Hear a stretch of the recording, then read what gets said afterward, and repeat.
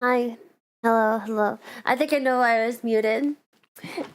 Somebody had a crash out on their last stream. Could have been anyone. Hello, guys. Welcome in. We're doing another night of Tier 3 coaching tonight. I'm super excited. Hello. How is everyone doing today? Hi, Uptight Oakloom. Hi, Gamer King. Hi, Busiest Bees. Hi, Ellie. Hi, Hort. Hi, Claus. Hey, Sequasi. Hey, Brathimos. Hey, Rodell. Hi, Starry Pirate Kicks. And Elena's next to the 21 months. Welcome back in. I appreciate that. Hey, Electric. Hi, Chainer. What do you mean? A sexy tutor. What the heck? Oh my god. Hi, too, guys. Hello, Likely Lex. Hi, Ariana. Hi, everyone. How are you all doing? I'm so excited to do more Tier 3 coaching today. Although I don't think we have anyone in the queue right now. So if you're a Tier 3 that has not gone coaching yet this month, feel free to do exclamation point join if you'd like to get coached. Allie's coming up. Hell yeah. All right, and we'll get Allie to start off the night. And since you're not NA, right? I guess we will have to do live coaching. I'm not sure. I think I could do a VOD review if you sent the replay file, but it'd probably be. I don't know how to do it. You can't do NA? No, you don't. No, it's okay. Like, if you have a replay file, you might be able to send it to me, and I think I can figure out a way to open it if you want me to VOD review, but otherwise we could just do live coaching. And it doesn't matter what server you're on if we're live coaching, because you can Discord screen share it. And hopefully my Spotify doesn't pause this time. I figured out, Clay sent me a way to make sure my Spotify stays on while I'm in Discord, so we should have comfy music as well. But yeah, I'm really excited. Thank you for the 40th stream streak, Ariana.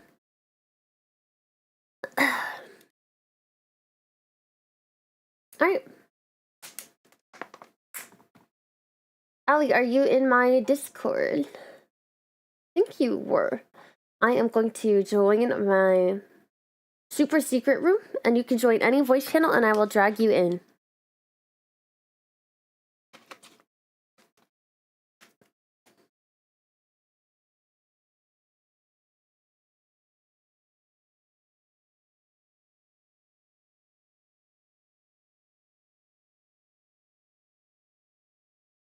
It's a voice style today. Looking great, thank you, Aiden. Yeah, I had to, again, we had to put the esports jersey on to look all official and coach-like.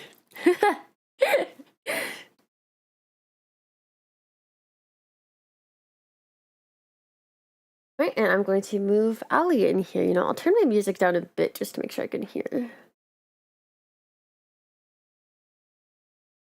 Hello? Hi. Yeah, nice to meet you too. Okay, my Discord audio, let me see if it's picking up. Last time I didn't save my Discord audio to the VOD and I was very sad. Alright, chat, how is the volume? Tell me about your day or the weather or something.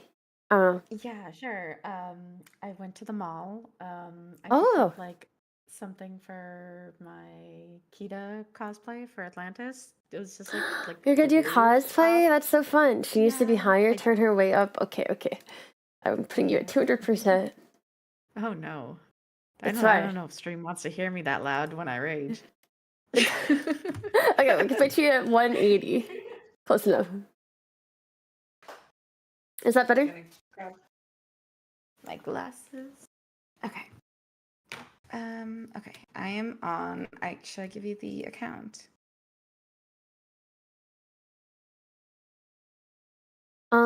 Are you able to Discord screen share? No, yeah, I can Discord screen share. Yeah, that's the easiest way to live coach. Sure. Better-ish? Is it still not loud enough? Okay, I'll turn it more. Hold on. Yeah. Oh, we're gonna see some Inton today. Let me know if you can see it. Yeah, one sec. I gotta pull it up for the stream as well. Yeah, no worries. Take your time. Okay. I'm a patient League player if those exist. That is good news. That is good. That's very good for climbing. Excellent news. Before we start, is there anything in particular you want to work on? Things you feel like you need to improve on? Yeah, I mean, I've gotten some feedback about, I guess, after laning phase, I kind of get lost on what to do and walk into the jungle. So I'm an ADC main. I mainly do like MF, Misfortune, and Caitlyn this season because it's easier for What me. to do mid game as AD carry. Okay, I will say you're Yeah. probably most likely just going to end up catching mid waves and then moving around with your support to get wards with them, just as a general guideline. But of course, it varies on a case by case basis. So we'll definitely work on that. Is there anything else? I would say getting angry at my team and typing to them. Not like angry typing, but just like, hey, you should like get this wave, and then they get more tilted, and then it's just like then they like steal my farm as Fiora top. Oh and my they, god. And then they make us lane against level 20 Yasuo. So yeah. Mindset is something we can work on too. Although if you've tuned into my stream, you know that I could also use improvement on that front. It's like a symbiotic relationship, right? Or what's the one that's like both bad? You know what? I am banning Cat because fuck that. Oh my god, the Katarina bot lanes, dude. I got stomped by one the other night. Did you? Oh my god. I had a Vanguard AD carry, and I think we're a little bit countered.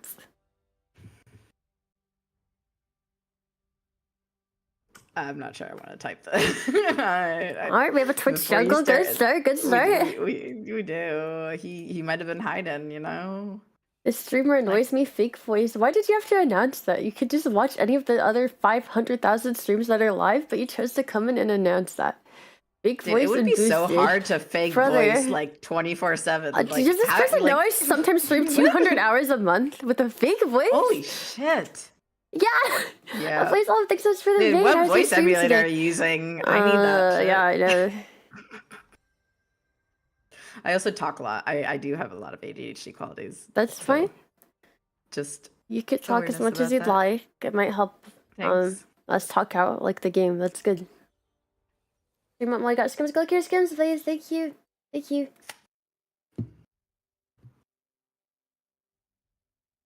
I feel like people come in to tell me they hate me actually secretly like me. I'm very, you know, have you heard every hater is just a fan waiting to be turned? Let's take a look at your matchup. It looks like you are Caitlyn, Tahm Kench against Vayne Xerath, most likely. We could make sure in loading screen, but right now I want you to think about how this matchup should play out. So like who's gonna get pushed and why. Yeah, Caitlyn definitely has range. It's a lot of the reason I play her. Push wise, like obviously Xerath can poke out from really high elo. It's gonna be really annoying. But I think once we get on top of Vayne, and if Tam lands anything, we should just be able to stun her before she gets her. Yeah. So this matchup, you are 1 melee, 1 range versus 2 ranged. So what do you think that means about the early couple levels? It's gonna be a little harder for. Yeah, so exactly. You might lose prio early, even though you are Caitlyn versus Vayne, so it's not impossible. You'll still get prio, but it is harder with versus double range. Yeah. And keep in mind that the window of opportunity for melee supports to all-in generally is level 3. Is usually going to be your best all-in.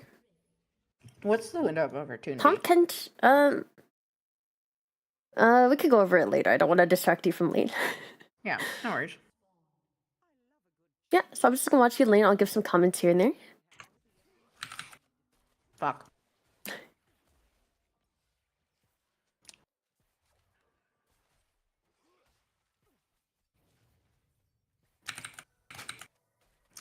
Well played. Thank you. Did you heal there? Yeah, I believe so. Okay, sorry. You can always ping. If you're not sure, you can always ping, though. Because if they didn't use it, it'll say... It won't say the word used. So if you're not sure, just ping it, and then you'll know if they used it or not. Oh, I didn't actually know that. Yeah, see how it says used heal? If he hadn't used it, it wouldn't have said the word used. Oh, okay. Is that a new change? It's fairly recent, yeah.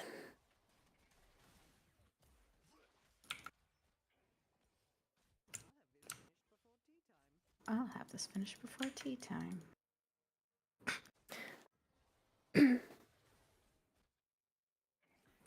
I do want you to note that you have vision of Kha'Zix starting top side. I want you to keep that in mind. Think about what time he maybe could come to your lane. Yeah, 3 minutes. But oh, nice try.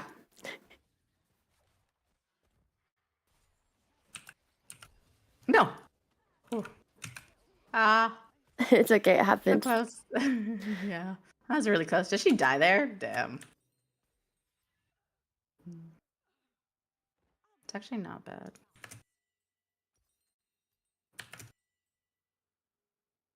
Kha'Zix is starting top.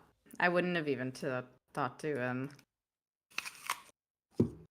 sometimes I ignore top and mid until the Fed laner comes to me. Yeah, it does look like Kha'Zix ran to your top side, though. Yeah, he does. I don't think your jungler knows that. But if you ever see things like that, you can always feel free to ping your team. Oh, Tom's just getting poked out. Yep. Yeah. So 4 minions is perfect because that's the amount of minions you want for a freeze. Yeah. If you do want to freeze. Yeah. Yeah, I will. In this situation, even if you don't want to hold a perma-freeze, seeing as your support is low HP, it means you do need to play back for a little. But since Vayne's autoing, you need to auto too. Otherwise, it's going to crash into your tower. Yeah.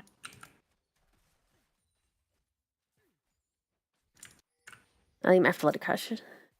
Yeah. Thank you. That's fine. Tahm Kench will be back in lane in time, and then you'll still be able to farm. But that's like what we call, I don't know what the official term is, but that's like a temporary freeze, just so you can farm while your support is gone. Yeah. Nice combo. Thank you.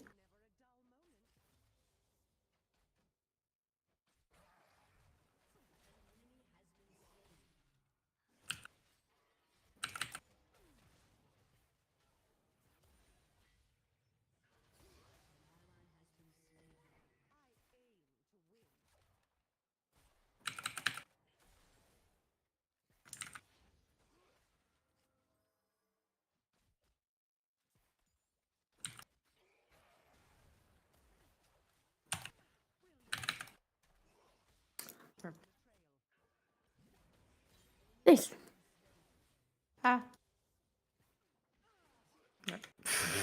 That's okay. In that situation, you kind of have to full run. Can't walk back for autos. What's full run? Yeah. Yeah. Or should I walk forward? I think Cam will clean up the arrow.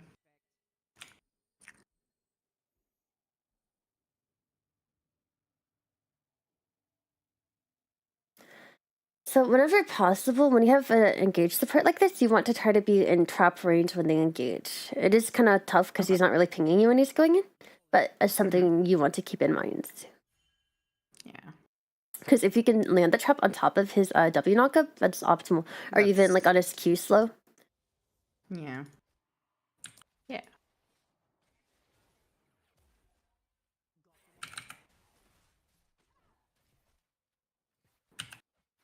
Fuck, I'm taking so much. Yeah, it's okay. Your support was just a little too far behind you there, unfortunately.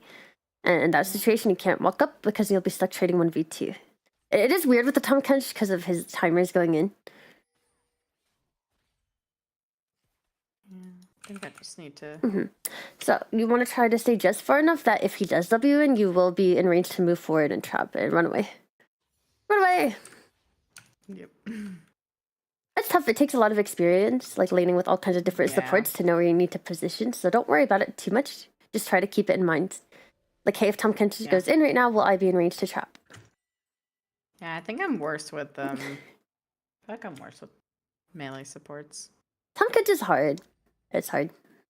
Yeah, but when you do land it, it's like nice burst combo. I think his CC is a little harder to chain off of than other more obvious ones. Yeah.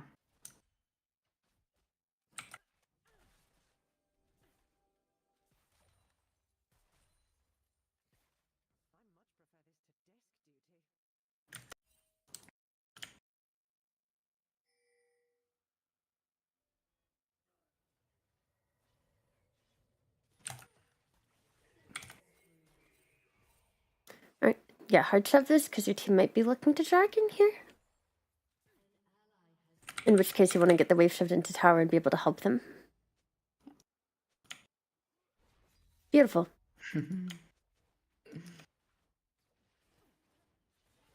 Now, I don't want you to hit this till it's dead. I want you to start recalling now, so be back in time for your wave. Okay. That's probably smart. Because your team's already got it. You have 4 people there.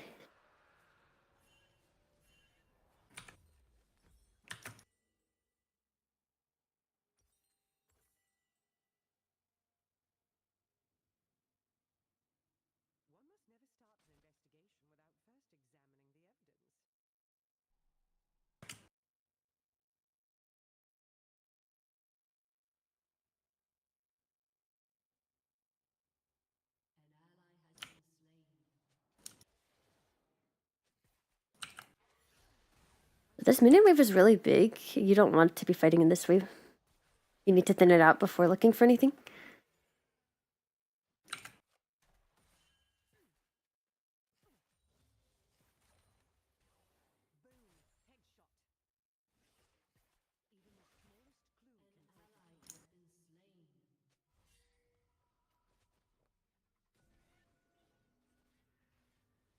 So your support is recalling. What does that mean you should do? Play safe. Exactly.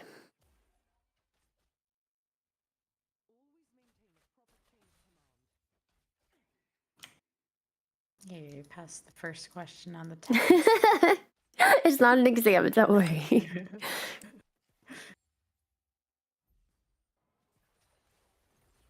God, annoying. You just alright, there. Yeah. You are a little low, but you do have a coin coming. Yeah. It's gonna go for me. Yep. Flash.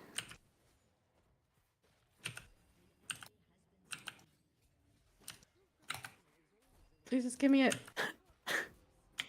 Yeah, that's okay. In that situation, your team had it, so it's not worth putting yourself into danger since you had Quinn right behind. Yeah, fair enough. Yeah. Shouldn't trade Yeah, it. just I make sure you're wanted to abusing kill. your range as Caitlyn as well. So you're outrange the Vayne, so you want to... It's hard when she's an ult, but you want to respect that she's an ult and stay far back and just hit her from as She far has a back as barrier, possible. like, right after. Yeah, I'd also recommend taking a point in ults at level 6. Oh, right. True. That's okay. But in that situation, what would have been best is for you to stay back out of range and then R her, but you didn't have your R. So don't forget to take it at level 7 here.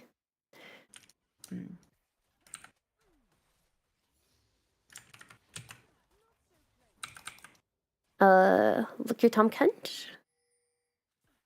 You pan over to what your support's doing. Right, give him a little backup, but again, make sure you're abusing your range.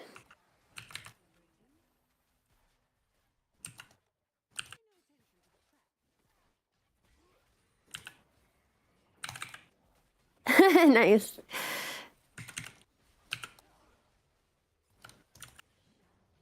He's dead. That's fine, you guys get 2. Yeah, that's not bad. Sandra, the mid laner, there.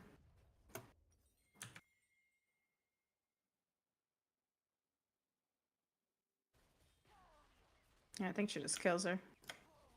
Yeah. Yep. Since you have a Tom Kent and they have a Xerath, you guys do have the stronger all-in. And you guys abuse that there.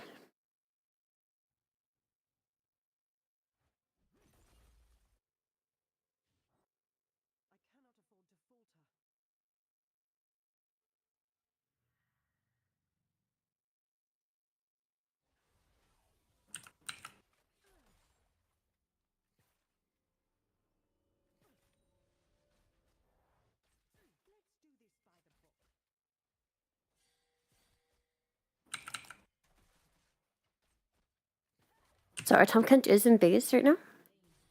Mm-hmm. We don't really want to be looking to trade while he's gone, unless you can get a free trade where they can't trade back. Right.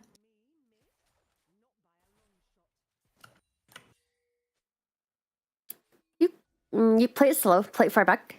Don't forget, abuse your range. They have 4. I would back off. You're just gonna have to ping your teammate off. I mean, he's probably dead, but Bullshit. yeah, it's okay.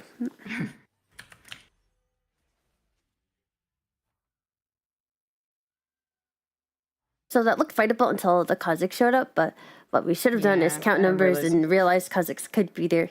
And I didn't notice Missing. that either, so that's alright, just important skill. Oh god. Bit of a jungle gap. Oh, It's okay. gosh. I won't drill you about the counting thing, but keep it in the back of your mind. Yeah, no, it's good to hmm know because then you can make like guesstimates of. See, Caitlyn's a really nice character because you can kind of contribute to fights while also staying out of range of harm, but it requires a delicate balance. And it just takes experience. But just always try to play on the edge of your range in team fights and don't get near anyone.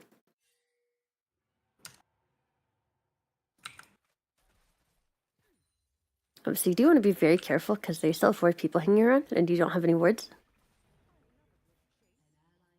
Yeah, you cannot walk forward. No.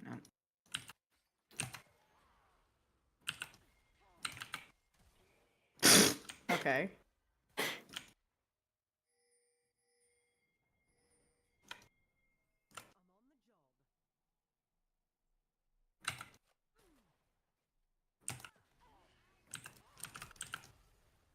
Help.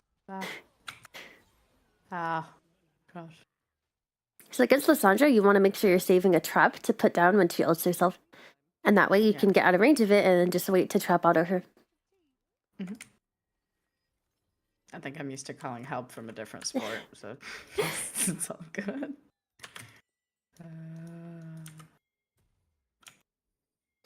Hi guys, we're coaching Ali. If you want to see who's on deck, I don't know if anyone joined, but if you're tier 3 with the Hazak on a coaching session, you could do exclamation point join. Good lane assignment here. Nice. You can check the queue, exclamation point queue, and if no one's in there, yeah, and you're tier 3 that wants one, you could join. And thank you so much for the tier 3 from, who was that? Yodanashi, thank you. Thank you, thank you. Holy shit. Yeah, the Kazakhs is very fed. So you can't walk up alone in lanes anymore unless you have vision of Kazakhs on another lane, because he can one-shot you now. Not safer. Yeah. That's the problem with mid-game on AD carry, which I know you said you wanted to work on. Yeah. Now this is the part that requires a lot of counting. Not fun. I didn't bet you smile. Why you stole it?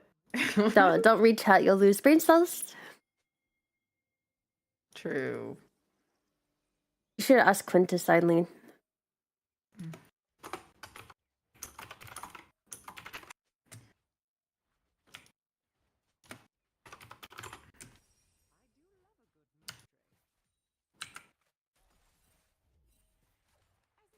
Place a trap. Nice. Now watch out, we still don't see Ka, so you want to play from the edge of your range like we discussed.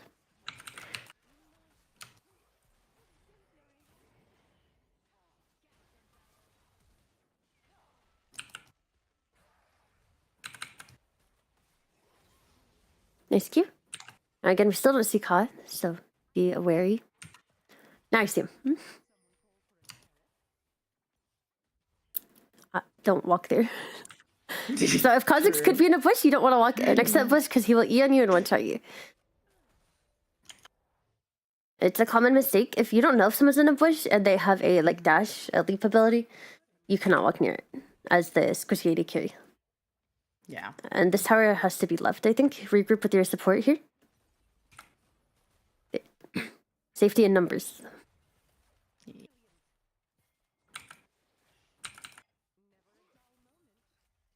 You see Ka bot, so you're safe to play mid.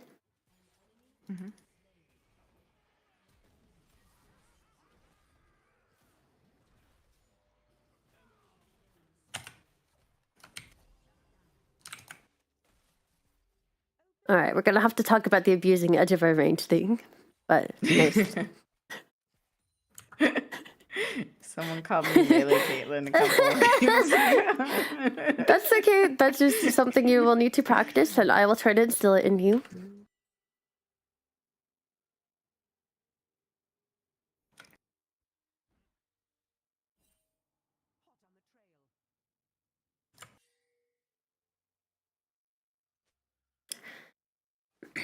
So from here on out, I'm not going to tell you whether you should walk up to a fight or not. I want you to be able to look at the minimap and judge whether you can walk up or not yourself.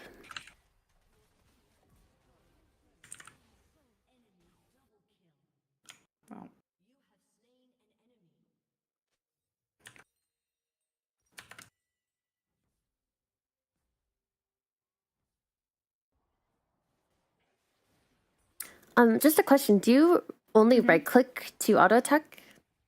no, I don't. I Do you use hold. A click? I do on a different button, yeah. Okay. So I think Should do something that that could more. help you to not walk too close to them is A clicking Yeah. when you're fighting. So it'll walk you into What do you attack mean, range. like the auto attack, like? Well, because sometimes when you right click forward, you'll walk farther forward than you want to. Like, let's say you miss the right click and you click on the ground instead of the enemy champion, it'll walk you farther up than you want to. Don't worry about that right now. Yeah, try to get some Is that distance. auto in place? Oh, I'm dead. Oh, wait, fuck. Ah. Yeah, that's Sad. okay. In that situation, you just want to try to get some distance. So I know AD carries are all about kiting, but you want to get a little more distance than that first before you try to turn around and auto attack. So first focus on getting distance, then focus on attacking. At least there's Sin just split pushing.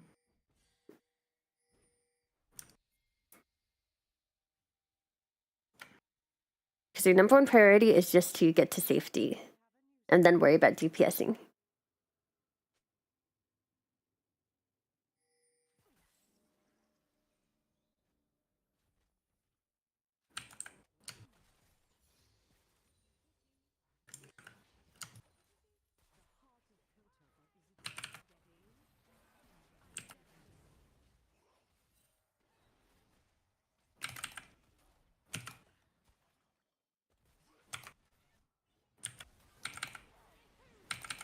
Oh.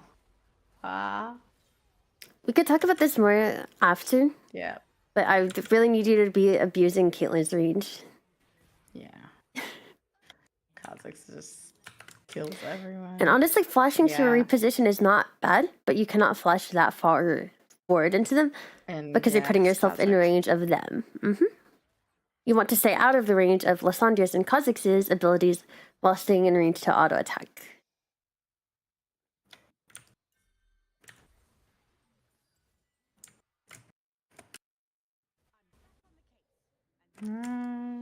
Okay.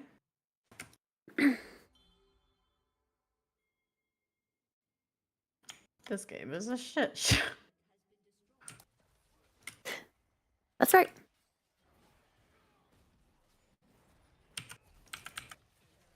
Run away. Yeah, in situations like that where your team has got it, there's no reason for you to put yourself at risk to try to agree the kill. Accommodated carry mistake, I see. True. I'm greedy as fuck. 80 carries, anyways.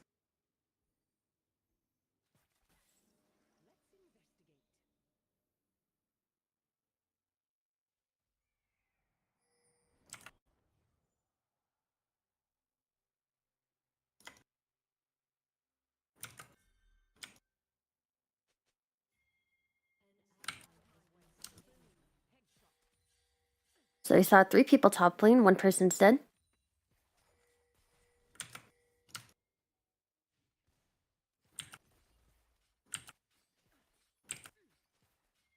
Watch out.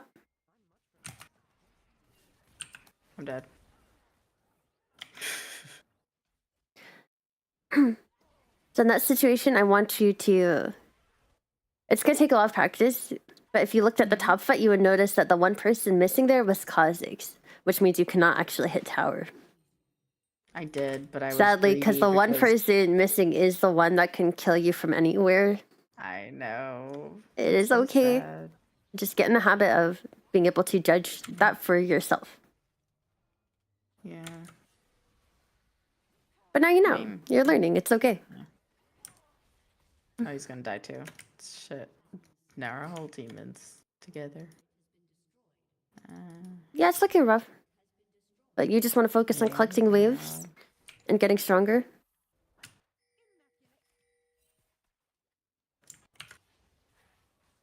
Alright, I should have ulted though.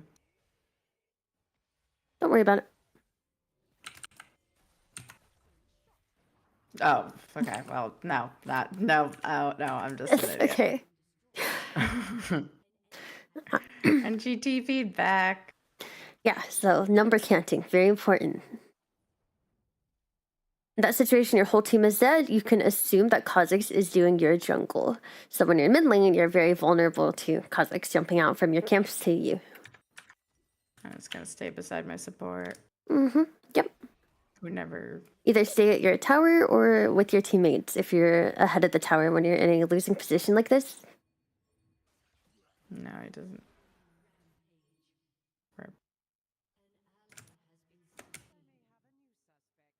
I'm just gonna hold the lane. Yeah, and don't walk up in front of the tower. In fact, yeah, stay safe. Stay safe, abuse Caitlyn's range.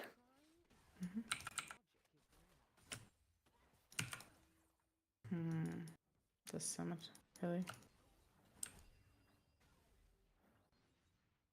Oh, you gotta go heal up.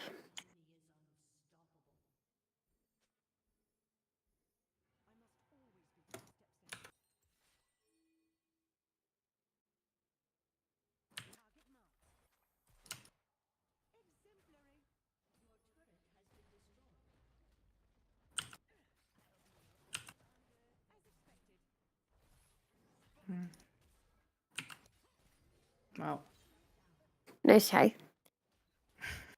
I can't do anything. It's okay. I want you to get into the habit of saving your E for when it looks like they're walking towards you and looking to engage on you. So Set has an ability that gives him movement speed. I want you, and it takes a while if you don't know what all the champions do. But for champions where they have like a key ability that can gap close, you want to wait for them to use that ability and then use your E to counter it.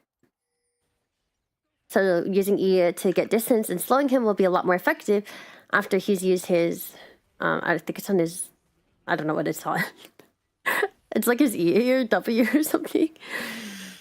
I don't know, I've played Set, but there's something that makes him run faster towards you. And when you see him use that, you want to use your E. Here you have to fall back to Nexus.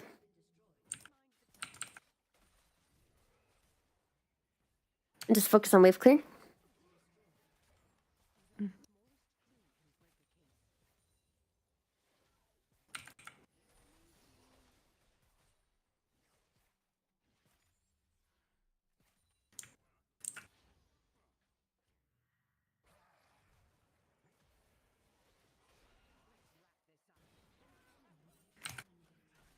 Dude, he just jumps out.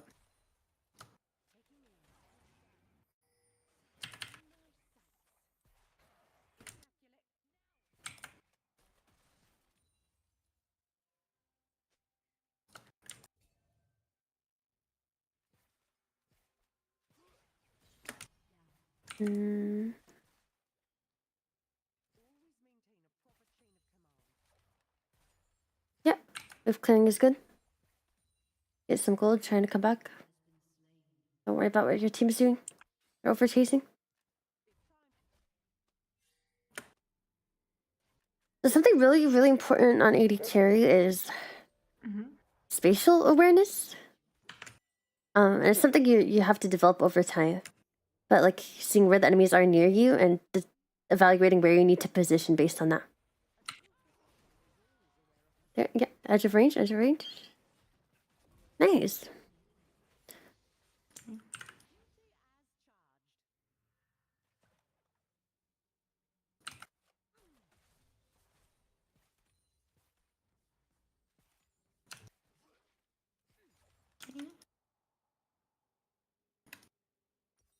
So now you guys have 2 inhibs down. Your job as an AD carry is just to catch waves and get stronger.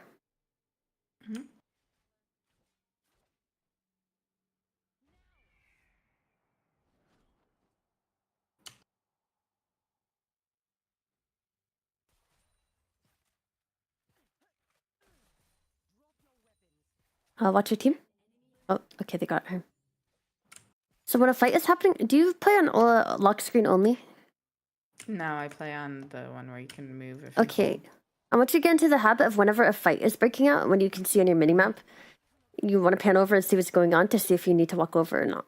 Just a quick look, 1 second, so you don't get too distracted and die, but that's very helpful. important to be aware of what's going on. I'm getting the fuck out of there before I'm fucking... Thank you.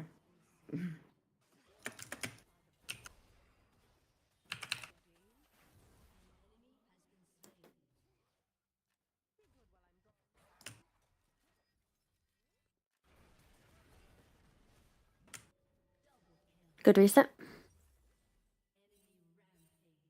Ignore their pings, you are 1 HP.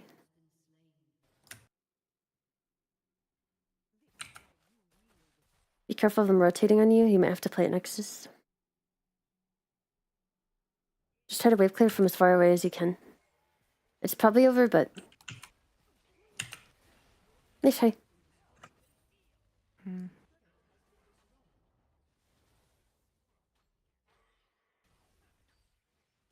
GG. Oh, that was helpful, though. I do think something that you mentioned about the panning over is like something I don't do and I should do, because that's why I kind of started playing the space screen. No matter what role you're on, it's just important to be evaluating what's going on in the map, because sometimes your team has got it, but sometimes it's a close fight where maybe your presence will make a difference. So the moment a fight breaks out somewhere, you see the enemy icon on top of your ally icon. The moment a fight breaks out, I just want you to pan over your camera really quick and then evaluate, hey, should I walk over to this or not? A lot of the time the answer is yes if you're nearby, because there's no reason not to walk over if a fight is breaking out and you're close enough to help. And that way you'll be aware of what's going on. Or if your team is hard losing the fight and it's near you, you might want to get the hell away before they come after you too. Either way, whatever your decision is, it's important to have that information so you can make a decision. Let me think. Yeah, I think the one thing I want you to work on is, since you're playing Caitlyn, is she your favorite AD carry, or who are your favorite AD carries? MF is my favorite AD carry, but Gotcha. this season I guess it'd be Caitlyn. Well, yeah, so this applies especially to Caitlyn. Just remember to be playing at your max range. There are exceptions, like when you're hard winning a fight, then you can click farther forward to make sure they don't get away. But in general, in most skirmishes and team fights, you just want to play exactly at your auto range and no closer against melee champs like that. And yeah, even if there's like... So, like, there was a set in the mid lane earlier, and even if... even if there's only one enemy, there's no reason to put yourself in range to take damage. Because even if they can't kill you, even if it's a 3v1, you don't want to take unnecessary damage, because guess what? The enemy team could show up and there could be another skirmish that breaks out. So you want to keep your HP bar high. There to jump you after. It's very important to keep your HP bar high on a champ like Caitlyn. And yeah, I just want you to practice playing on the edge of your range. And again, in lane, it might be a little different. You can play farther forward if you're ahead, but there's no reason to play... So when you're in a matchup like Caitlyn versus Vayne, there's no reason to play any further forward than the edge of your auto range, because you have higher auto attack range. So if you play at the edge of your auto range, which takes some practice, then Vayne can't even trade back on you. So like a general trading pattern is, walk up, auto attack, walk back. And that way she can't like queue forward and auto you back. Yeah. So I want you to practice that for the future. Is there anything else you want? Sure. You have questions on or want clarification on? No, I think I just like pick up things like as I go, and I kind of like instill them slowly, but yeah, absolutely. Kind of just keep these things in mind analysis as you keep playing. These are things that like I know I do wrong. So anyways, like thank you okay. Very much for as an AD carry in general, your job in team fights is to output as much damage as possible while keeping yourself completely safe. Like, I know you've seen montage plays where they're like, going in 1v5, and like, when you know your limits, after you know your limits and you're experienced, you can do stuff like that. But your job is to just DPS however you can from as safe as you can. So if that means auto-attacking the tank from max range, because that's the only person you can reach, then do that. Don't put yourself in a terrible position to try to, like, assassinate somebody. Yeah. Just output DPS and stay back. I want you to just remember that when you're playing AD carry. And Yeah, for no, Caitlyn that's especially, helpful. don't forget to combo your traps with CC. You didn't have much this game, but when you do have a lane partner with reliable CC, like Tomcat W is not the most reliable, but if you have like a Leona, if you have like a Thresh, I want you to think about exactly where you need to place your trap so that it'll go off on their CC. So for example, Thresh, you know how his hook hooks them back a little bit? So you want to put your W basically right in front of the person he hooks because it'll hook them onto that. Yeah. So think about combos like that and do this when you're loading into the game. Look at what champions you have on your team and think, how can I combo with them? And that'll help you, I think, in team fights. I think thinking about my support more and like what they can do is Yep, useful as well. a lot of this game is unfortunately thinking, which is not as fun as just right-clicking the enemy to you. Yeah, no. But yeah, thank you for tier 3. I hope I was able to help. Thank you very Have a good rest of your much, and night. no, it's very, very helpful. Of course. You as well. Bye. Good night. Good night.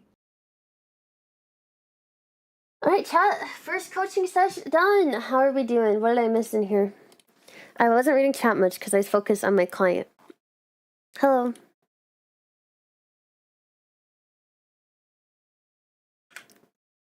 They fixed 7 TV. Oh, what is going on? Trying to contact. Hi, everyone. Thank you for the follows. Welcome in. How come enemy call one shots my team, but my college does 200 damage before dying? I can't answer that. Yeah, that was a rough game. Her whole team lost, but I think I saw improvement throughout the game. I know, isn't Pokemon music so comfy?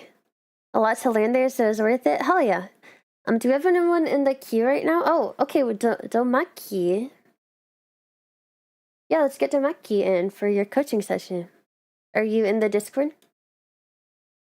And then Farah, I will get to you if no tier 3s that haven't gotten coaching yet want to join.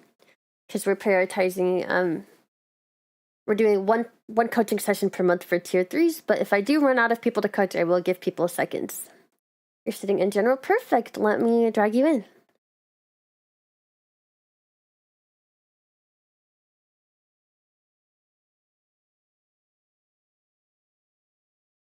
Hello. Hello.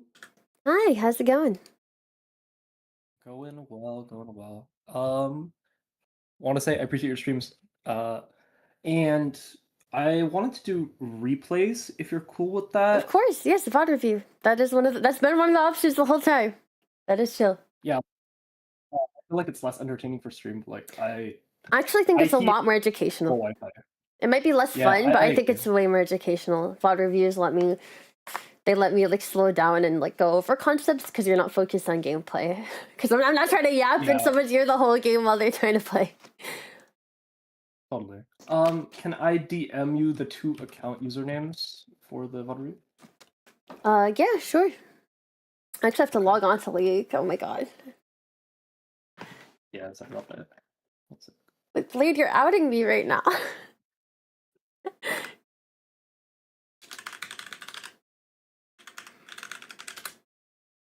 Yeah, oh wait, I'll do one game of VOD review if that is okay. Unless they're like 15-minute games, I can probably do 2. But if they're long enough, I'll probably do 1.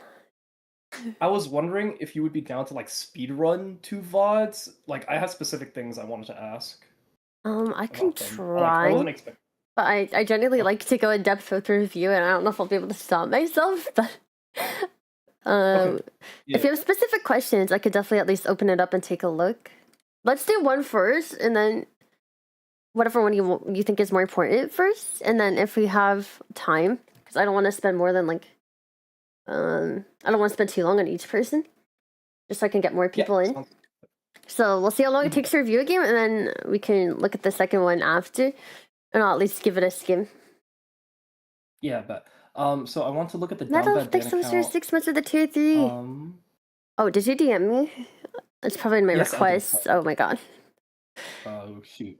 Okay, which account? Downbad Dan #HMU. It's going to be the most recent loss, I think.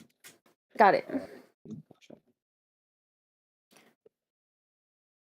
And should I just watch it on stream, or are you going to stream in Discord? I will stream it on Discord so you can have it in real time. That way we can chat about it. Awesome, Air Mayhems, I like that. Yeah, okay. So you want to look at the Sona lost here? Yes, Sona lost. Right, okay. This is quite the Sona build. Yeah, don't worry about that. The first two items are standard. No, these are good. This is what I build when I'm playing below mass or below like GM. I like the Seraphs actually. Yeah. I think it's very smurf. I'm trying to hit GM this season, ideally. Wait, what rank are you? Actually, I should look at that before I review. Diamond 2. Okay, that's pretty good. Yeah, I hit Masters pretty much every season I care about. Okay. I never pushed to GM, so I'm trying to do that, and I think I can do it on Sona. But yeah, we'll see.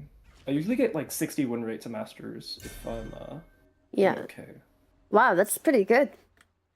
I only get about 60 win rate to Masters. What the hell, man? Well, okay, let me share. I'm an OTP. You're Sona OTP? Yeah. That's a good champion to OTP if you want Elo. I think I can get... I'm trying to be one of the best on the server, if not the best. Ideally. That's a goal. Low-key. Okay, right off the bat, you're not auto-attacking enough. You only got one auto-attack in that entire exchange. Yeah, but Rel already used her ability. Hold on. So Rel already used her ability here, so it's going to be on cooldown. So you need to be auto-attacking. You need to be weaving autos. Because right now the Rel is free hitting Smolder. So yes, you should be getting distance, but try to weave autos in between. That's not a big deal though, I'm nitpicking. I'm gonna nitpick only because you are already high elo, correct? Like these are like higher level things that I wouldn't expect from most people. But since you're high elo, I'm gonna be annoying. So you can get even higher elo.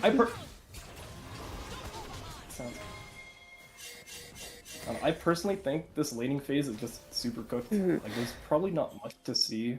Okay, I skimmed this replay a little. Right, was there something in particular you wanted me to review? I wanted to try to skip to mid game and see like what's the highest impact I could have. Okay, so not laning phase? You don't want to look at it at all? Yeah. I think my Smolder just ate every roll. Okay, I'm gonna 4x through the laning phase then, and just see if I have any notes. I do want to see... Are you warding? Oh, okay, there's some weird things going on in the jungle. Okay, is your Shaco griefing here? Hold on. What? I feel like in order to get an idea of the game state, I do like to at least see what happened early game, and that'll help me evaluate mid game more.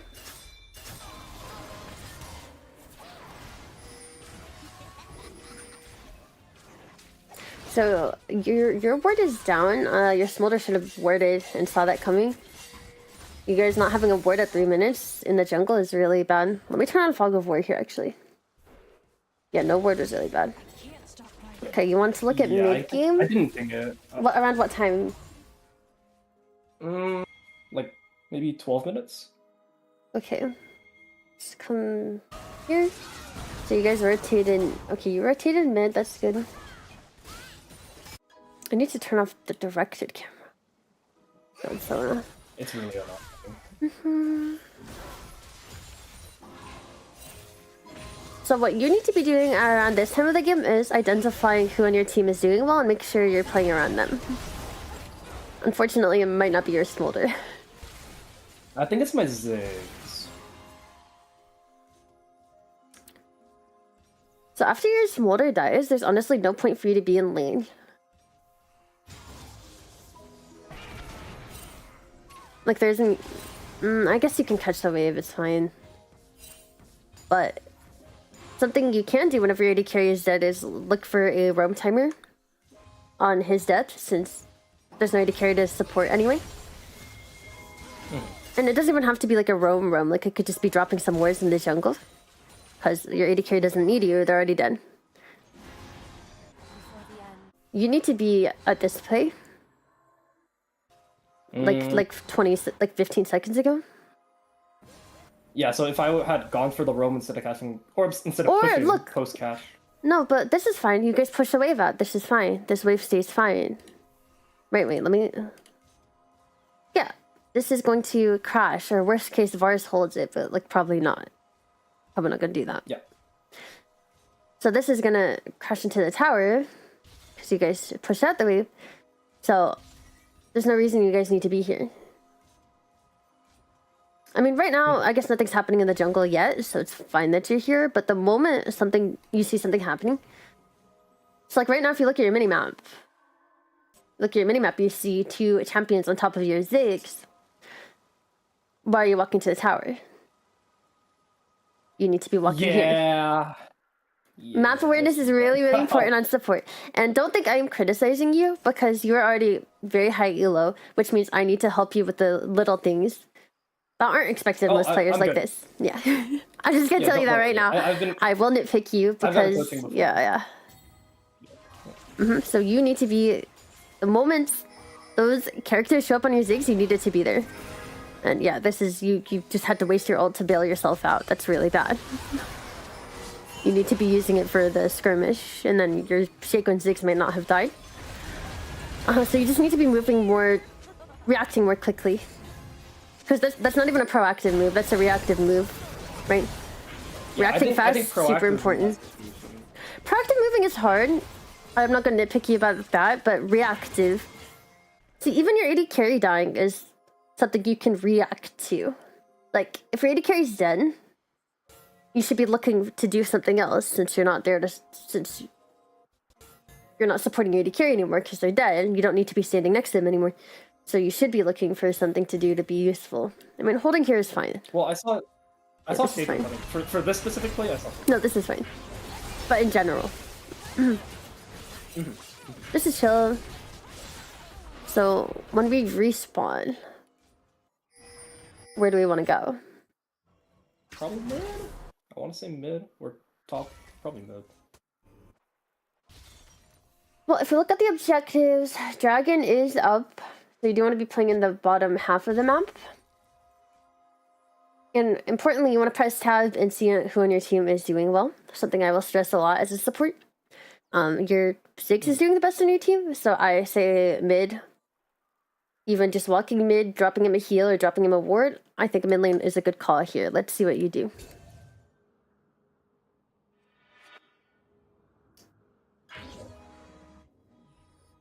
Okay, walk him in. Perfect. And now you're there to counter the Kindred gank. That's really good. Perfect.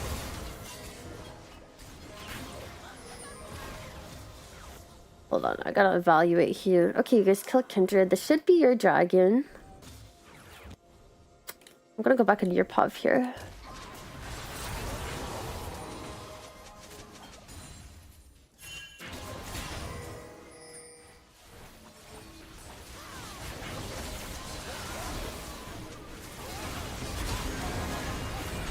This is all good. Alright, you guys are in the driver's seat. You're winning. You guys do need to oh my god. You guys are greedy recalling. It's fine because it's a 1-for-1, right? But just make sure you're tracking enemies coming from base. Usually it takes around 20 seconds to go from base to like a tower, tier 1 tower. So keep that in mind when people respawn. They'll probably be at this line. Well, mid lane's a little shorter actually, but at this line in around 20 seconds. So you have to consider, hey, how long has it been since Kindred has respawned when you're looking for a recall timer? And that's, in this situation, it didn't matter that much, but as a general thing, greedy recalls get a lot of people killed, they get shutdowns killed, so make sure you're tracking enemy respawns. How often do you like look at the respawn timer? It's more like, it's something that becomes like autopilot for me, so I don't know. Because like, you just need to know when people are spawning, hey, they could be on the map again. Even if you're not tracking it directly, like 20 seconds exactly, if so, you can just press tab and see who's alive and be like, okay, they could be like coming. Like, it doesn't have to be an exact thing, but you should always be aware of who could be there. And it's really important in laning phase. So when you see the enemy recall, and like let's say you're pushing in and you're deciding whether you can stay for a plate or not, you should keep in mind, hey, it'll take them this amount of time to come back to lane. So if they recalled at like 15:30, you should know like, okay, they'll probably be back around like 15:50. So we don't want to stay there and hit the plate. It's just something important to keep in mind. Yes, you want to. Mm-hmm. It'll help you with your back timers and your decision making a lot if you're just thinking about when the enemy's going to be back in lane. Same thing for like dive timers. I think a big mistake I see is that people will kill like the support and then the AD carries alone, but the support's respawn timer is like 6 seconds and they're already on the way back to lane and then they'll die diving. So just make sure you're tracking that.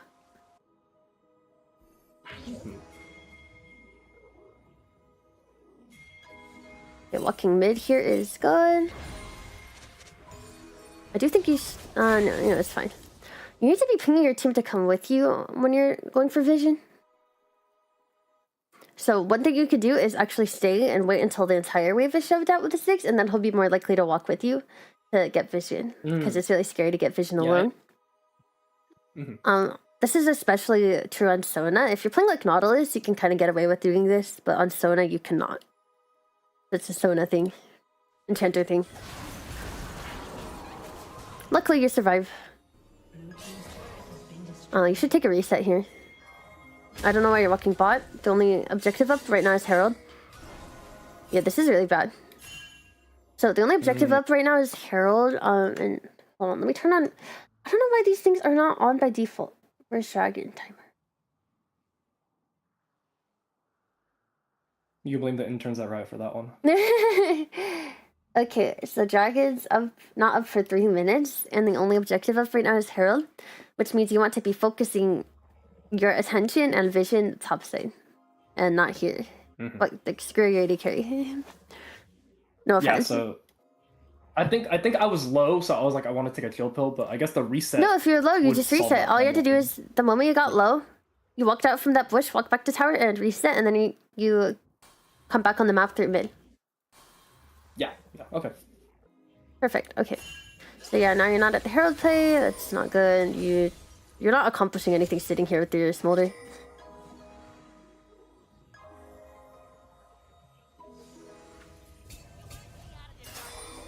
Okay, you went back to the right place a little late, but that's fine.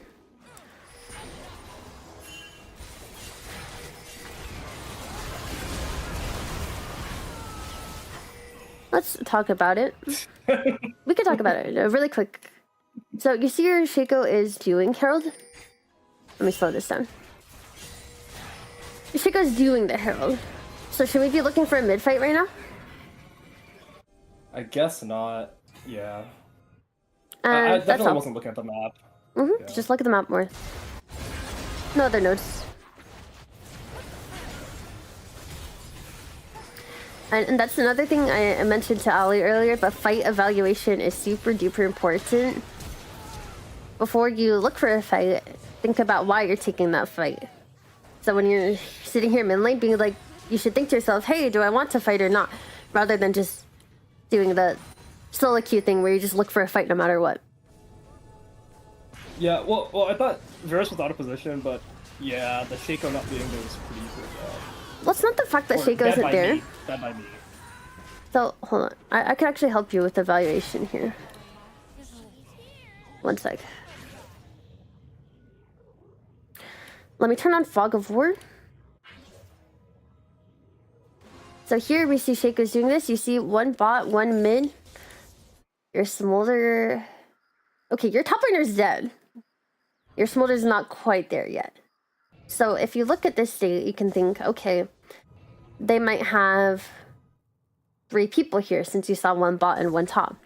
And right now, Smolder's not regrouped with you yet.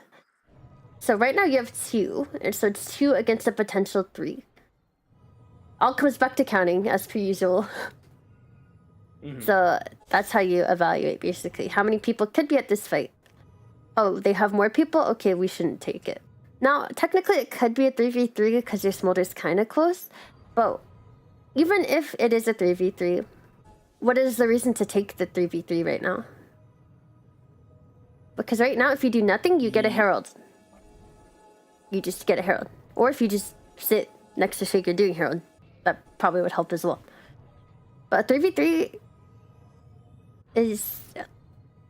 that's like a potential loss, basically. Yeah, you're 50-50ing instead of just taking the free win, right? More or less what it is. Yeah.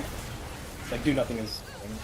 Yeah, like maybe you'll win the 3v3, but why do you take a 3v3 when doing nothing is a herald? And then Annie came and made it a 3v4 because she was bot lane at the start of that, but she can always move. Yeah, that's a harder part of the counting, because like you saw her bot and you saw it Nara top, so you're like, okay, it could be 3, but you always have to keep in mind extended fights can lead to a numbers disadvantage. That's alright though. Don't want to dwell on that. Let's see what's happening here. You guys got heralds, and he's low. That's good. So right now with not much going on, you're gonna have to decide where you want to focus your vision, right? So there's no objectives up. So how do you decide where you want to focus your vision? Can you walk me through your thought process? Well, I would try to place a set of wards on next objective, but since it's like Baron and Drag at the same time... Right, let's say no objective is spawning soon right now. That's correct, right? Yeah, it's... I would probably... it's Dragon in a minute, but Baron in a minute too, so... How do you decide here? Okay. Let's see. Drag... I guess Drag doesn't matter. In retrospect, I should probably ward Baron. I think at the time, I was thinking my Ziggs is important, I'm gonna ward for him. That is correct. So... it's not just about objectives. It's about who on your team is doing well, who could give over shutdowns. You should be warding for Ziggs, because he is doing the best on your team. Okay. Perfect.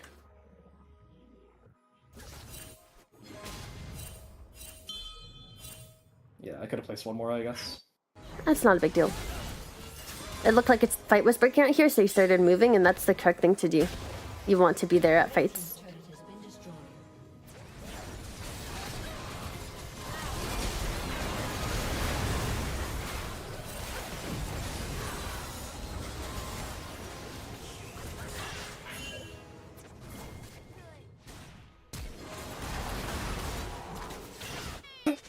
It happens.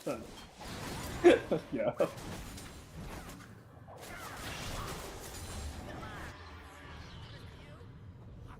Okay, so now... I mean, we are over-aggressing a bit, but I think those are like obvious mistakes that don't need to be talked about. I think you know you messed up.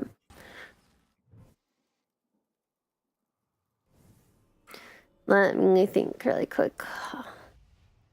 I don't know why we lose. It's so tight. It's very neck and neck. I forget.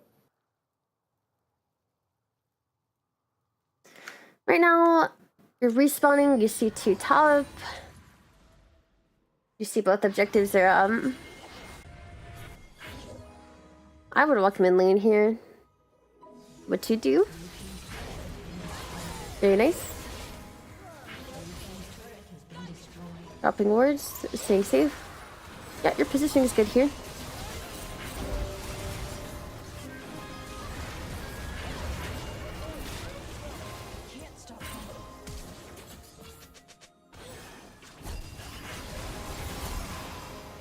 You guys are winning here. Okay. Yeah, there's 4 dead. Okay. Let's see what happens.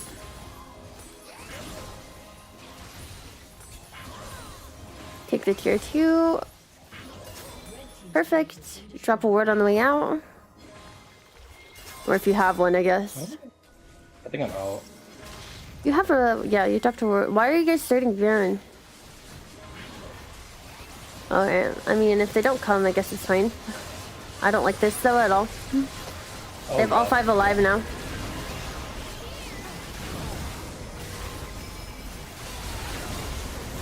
So you guys get the Baron and it works out, but I think that call was really, really risky and bad. Mm-hmm.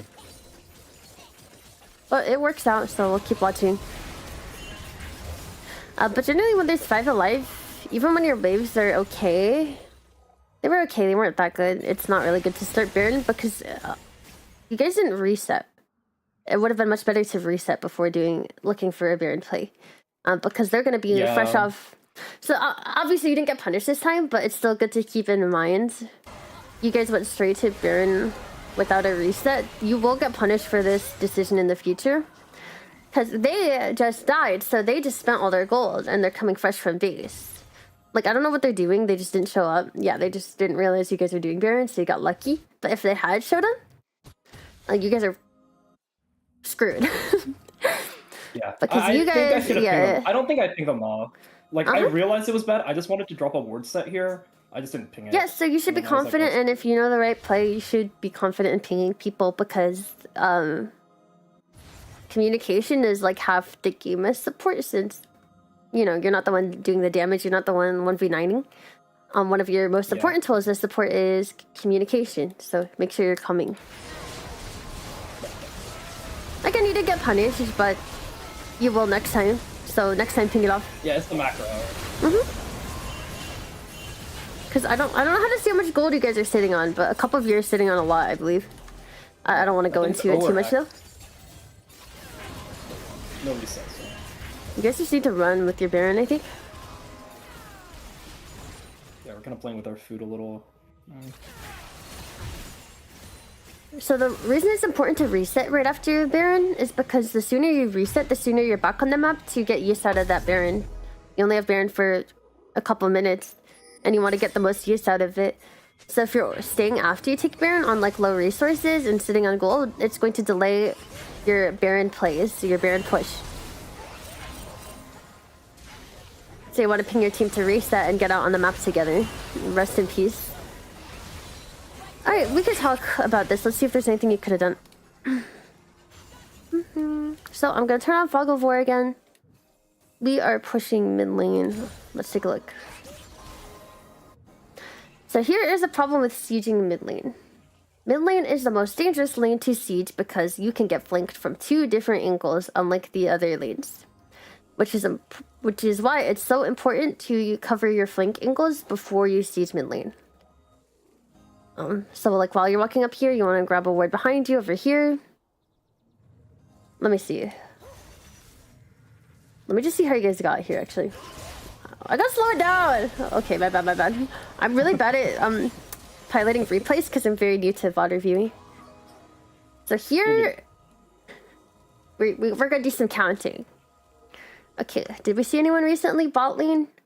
We see one person top lane. Top? So there could be 4 people. 4 people, Mia. And we have 2 people mid lane here. So what does that tell you? We're cooked. Basically, okay, you have a couple options here. So one is to group with your team. So like maybe wait for your Shaco and your Ziggs to be with you before you go past this line. But right now, look at the vision you have. You have like 1 ward here and that's it. So playing with your vision lines is super important. And right now you don't have a vision line. So what you should do in this situation is ping your Shaco and Smolder to come warding with you. So like drop a ward maybe here. Drop a ward back here. I mean, this one's a little risky because right now you don't have very good vision. So it's important to do it as at least a 3-man unit here. But yeah, you're not covering your flank angles at all here. And pushing mid, especially a Smolder Sona, is super duper risky. So you need to ping your Smolder back and then look for wards with your Shaco. Okay, what do you think of just like trying to group up and then push bot side with Ziggs, and then we only have to ward like bot jungle? That works too. So what you could do is you, Shaco and Smolder connect. You could walk through here if you really want to be safe. And then you drop wards on the way bot lane, and then you siege bot tower. That would work as well. Okay. But yeah, this is not good. Because then if you guys did that and took tier 2, then you can move as a 4-man unit to go back mid. Or look for picks in the jungle together here as a 4-man unit, which is much stronger than your 2-man unit here. But yeah, I won't go into it too much, but just keep that in mind for mid lane. Mid lane especially is the most dangerous lane to be sieging. So yeah, you just need to choose a side to play on or cover your flank angles really well as a team. Don't go word alone. Yeah, I think that's basically the rest of the replay. Like, it's just their comp is better, and we are not doing these fundamental things, so we're getting caught and we die. Yes, Smolder Sona is just a bit vulnerable. So now you see Yeah, Meltop two. didn't help. So now that you see two, you know they're not going to, like, you know they're not going to be waiting in a bush. So it would actually be your time to go like word a bush. Also, you guys need to run down here. Yeah, this game is harmless so far. And now you're gripped with your Shaco, so this is much better. However, you still see 4 missing, which is the problem because you only have 3. And that happens to you. So actually, since you guys pushed the Kindred out here... Hold on. Yeah, so right here, right after you see the 3 here, this is your timer to go set up flank wards. Yeah, I have to spam ping it right here and then pray. I actually think I live that Annie if I autoed her. I'm lucky. With W auto? Yeah. That's we don't worry about mechanical things here. That's okay. I mean, even challenger players make these mistakes, so I'm just telling you because you need to know. Yeah, so this delays your Baron push, or basically stops your Baron push, which is pretty bad for the game, but you guys should still at scale. So it's not a big deal. We'll see what happens. Yeah. The only issue is Nora is a much better team fighter than Mel. But you have Smolder Sona, and Shaco should be able to pick people off. He's AD, yeah. We'll keep watching.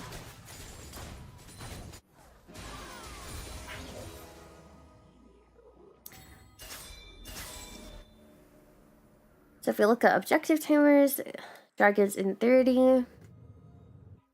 Yeah, You want to ping your team to push mid with you, and then go get vision. That's the standard play for setting up Dragon.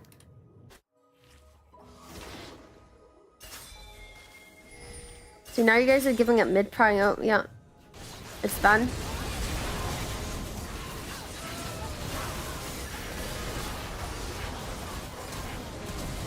Was this a 4v5? Yeah, 4v4. But our Smolder isn't there, and he's kind of our main dam. I have to see what happened. Where are you? Okay, so you guys are kind of taking a really weird path to Dragon. Entering through the jungle is really scary. Would not recommend that. It's just a bad teamfight angle. Like, I think you can win teamfights, but not approaching from the jungle like that and face checking into them. So keep in mind, just general macro for objectives is shoving out mid wave as a team, or a different wave if you don't want to enter through mid lane for whatever reason. Get mid prio and then walk like this to Dragon. It's a much safer, just a much safer angle than walking through the jungle like that. And it'll give you a better teamfight positioning. As well as getting mid prio has an advantage because if you lose the team for whatever reason, they won't end the game. But if you lose mid prio and the wave is all the way up here, and then you lose a team fight over here at Dragon, they'll use that mid wave to end the game. So yeah. I never thought of it like that. Spam. I have a question though. Yeah, what's up? Yeah. Would you ever consider blue ward on support in these scenarios where it's like our entire comp relies on like getting space, like, and we have no way to push in?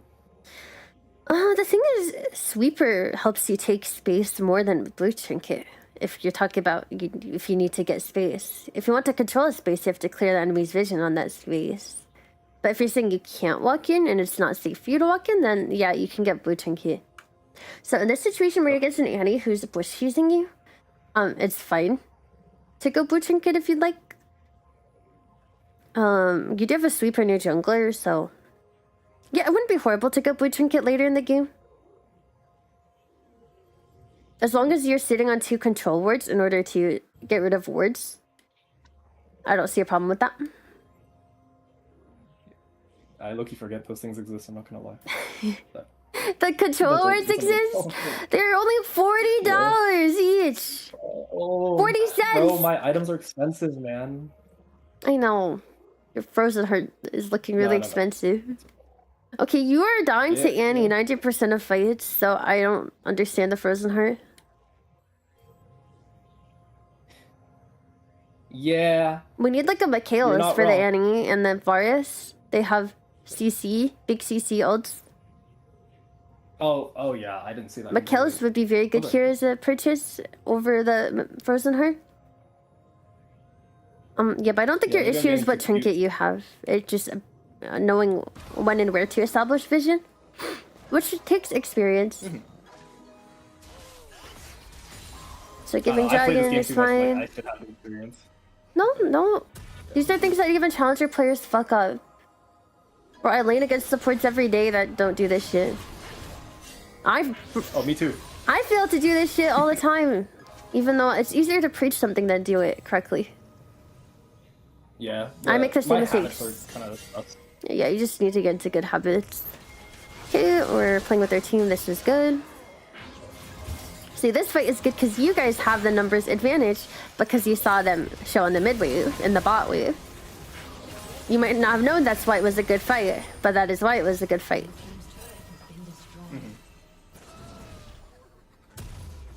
You lose some towers for it. You're kind of behind it. That's fine. You have to sacrifice stuff at this point. I feel like we lose off me dying somewhere. That's my instinct right now. I'll just play it out for now. Oh my god. She tried to do it again. Yeah. Yeah, so imagine she does She's that, but right. it's to a teammate that's next to you, and then you have Mikhail's, and you can free them. Can you use the Mikhail's while Itemization. CC? You can buffer Mikhail's on yourself the moment they're casting the ability on you, but it's very difficult. I barely ever manage that. It's really hard. But you can use it on your teammates that get hit by stuff, and that's important too.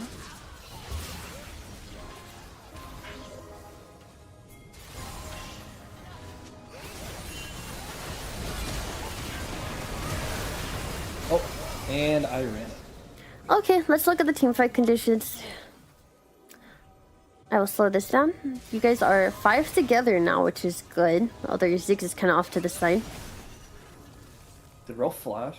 Oh, I remember this. I wanted to go in with Shaco for some reason. I think you shouldn't be in front of your Mel and your Smolder. Because Shaco's very slippery, he can manage himself. So you don't need to be next to him. Also, it's probably giving... I don't know if he was showing on vision when he queued, but if he wasn't, this would be giving him away. I mean, this is just nitpicking, but the click forward was just bad. Yeah. Yeah, you're just playing a little too far forward.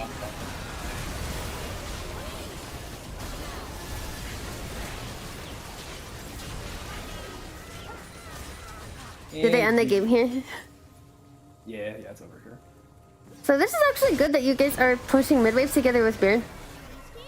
Like, this is a good position, but this is just like micro, right? Yeah, this is just micro. It's like fight. Like, I think my decision to go with Shaco is ultimately the end, right? Like, I shouldn't do that. You need to just be sitting in your backline, healing and buffing them up at this stage of the game as Sona. Unless somebody's alone and you can walk forward and like E-auto them. But this is not that situation. This is a clear-cut 5v5. And you're out of position in it. Okay. But I don't know how it can help. Positioning just takes time to get good at. But just remember your role in the game, I think, as Sona. You're a Sona OTP. You can play pretty aggressive in the mid, like early mid game because of how your champion functions. But in a 5v5 late game team fight, you cannot play far forward. And you just have to remember that. Okay. In these like early skirmishes and like the ganks, like you can walk forward and engage as Sona with your E-auto, which is a really powerful engage tool for early skirmishes, but in the late game, you're not meant to be frontlining. It's tough. It's tough. It feels bad to lose the game of one play. I would say it's a combined team effort. I mean, your team's not doing much here either. I wouldn't like beat yourself up too much. You guys also threw over a lot of gold to them you didn't need to, and that probably contributed. I would focus much more.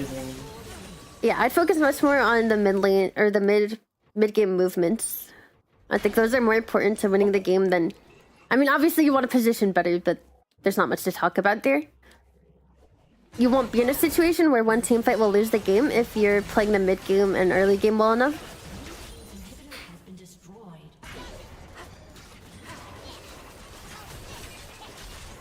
I also think itemization's pretty important. Yeah, Frozen Heart is like they do have 3 AD champs, but it's still just you're not supposed to be building the tank items because you don't get value.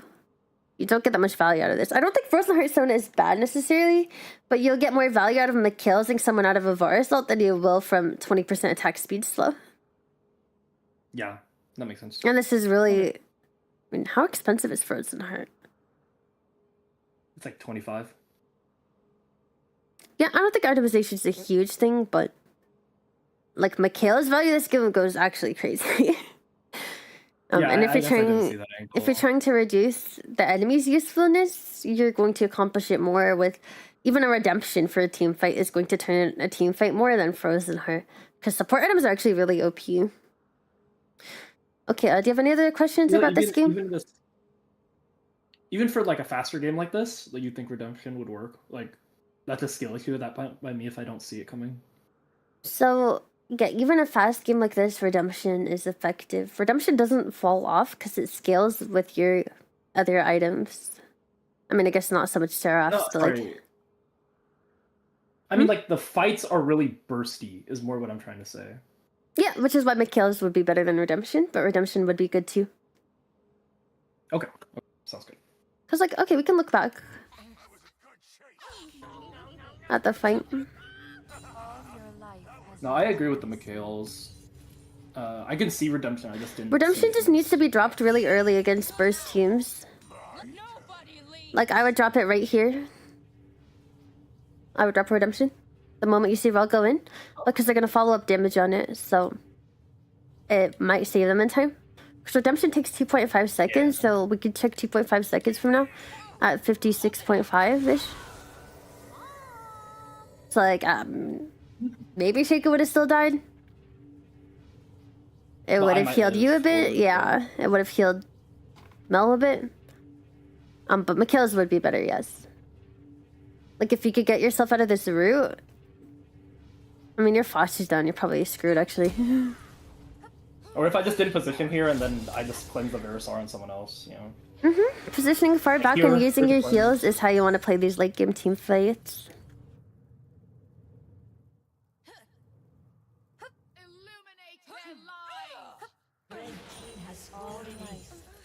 Oh, that is a good point, actually. Chevaliers would be fine this game, too, because your team actually lacks definitive engage.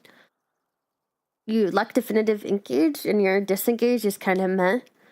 So Chevaliers gives you both an engage tool and a disengage tool. So actually, this is a rare game where Chevaliers would be good as well. I do think Mikhail's is best in slot, though. Alright, do you want to look at the other VOD really quick?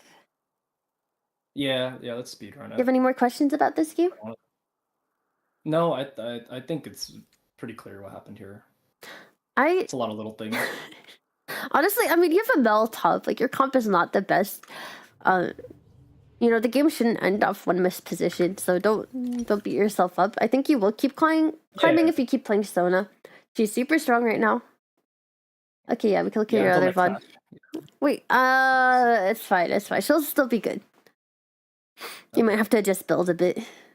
Okay, is your other accounts? It's Domaki #anyone. Yeah, let me grab that.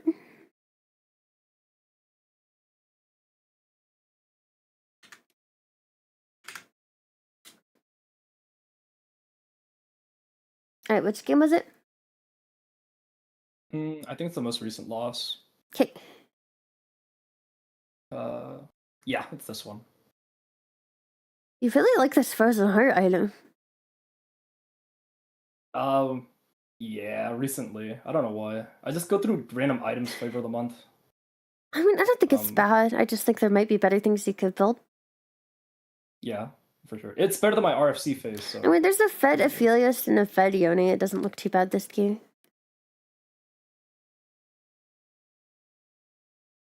I just feel like Sona is squishy enough that if they get onto you, you're gonna die anyway, even with the Frozen Heart. But I could be wrong because you are the Sona OTP here.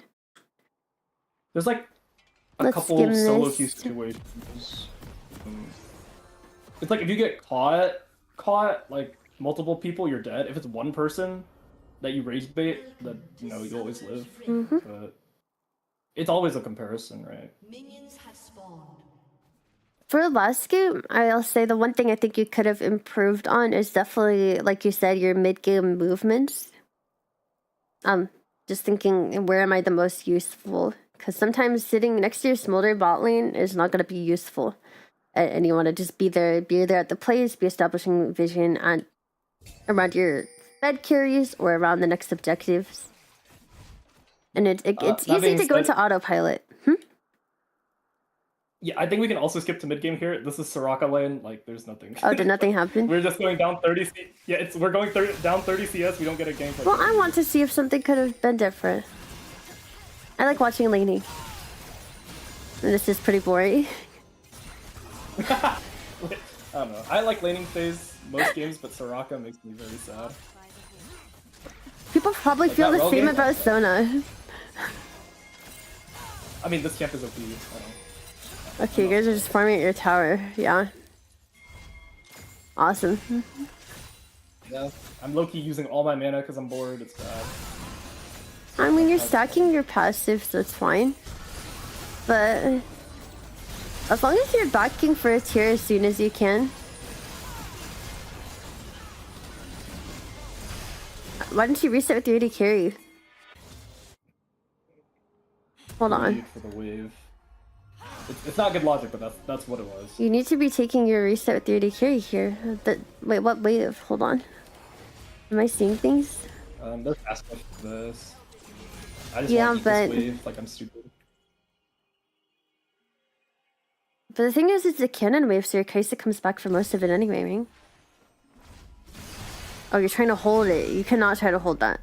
1v2 with no health and mana. Oops. That's okay. Yeah, just even if you're gonna sack some XP in general, you want to take the resets with your AD carry. I think you know that though, and you were just greedy. Yeah. It's just greedy, but it makes sense. I think backing is always better regardless, even if I could hold the wave. In retrospect. Holding the wave is a very delicate thing. You need specific conditions for it. The first being vision on the enemy jungler, usually. Well, I was confident the jungler wasn't there. But, Yeah, but you lose that one the rest v2 of it- anyway. Yeah, the rest of it was questionable. Yeah. That's okay. Sorry, we take a look at the laning phase.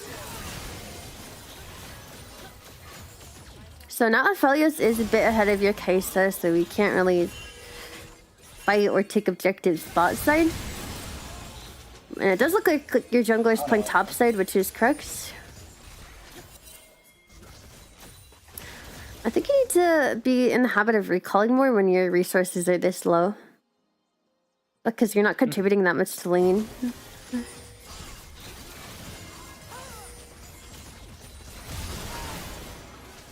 Like, yeah.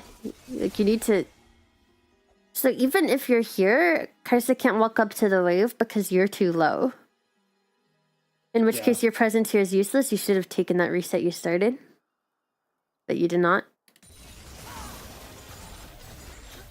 And they're pushing anyway, so she didn't actually need you. Yeah, I think it's a bad habit of mine to just like I play for my EXP too hard early game.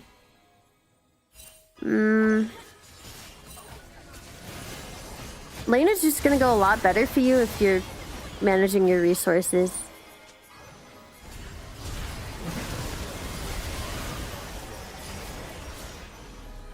Okay, we're making plays, let's chill. Why do you keep canceling your reset? Oh, I was scared of Fizzle there because I didn't watch the fight. Oh, like from behind you? Yeah, yeah. That one I canceled like a human. The other ones, I Okay, yeah. I wouldn't think of resetting as losing XP because no matter what, you're gonna have to reset eventually. But if you reset sooner, you'll be back on the map and able to make plays and go get that EXP confidently, and maybe your AD carry won't have to miss as many last hits as well. And yeah, XP is not that important on supports early game, especially Sona.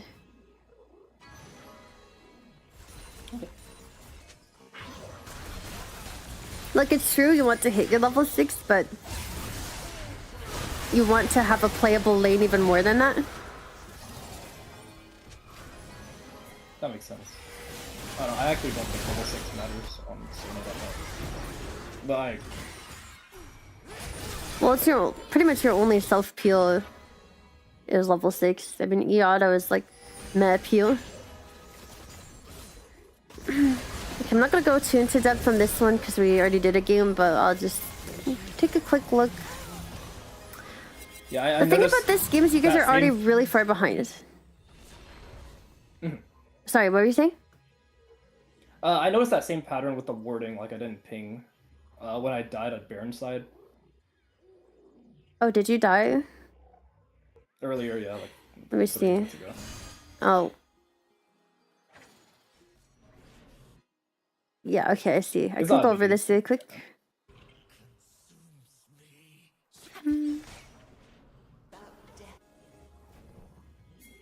Okay. Let me turn on Fog of War. Okay, so you're with your Viego. Oh my god. Okay, you're just walking to a Yone. That's all. That's... Now you know. Don't walk up near Yone. He gets movement do speed you in his consider the 1v1? E. You know. That champ gets movement speed in his E. If he's in his E, you have to like sit in Narnia. Actually, you just have to sit in Do you Narnia consider against the Yone 1v1 anyway. worth? I mean, it's fine, but did it have to be a 1-for-1? Could it have been a 1-for-0? Fair enough. Yeah. So do you think you had to die for this to be a 1-for-1?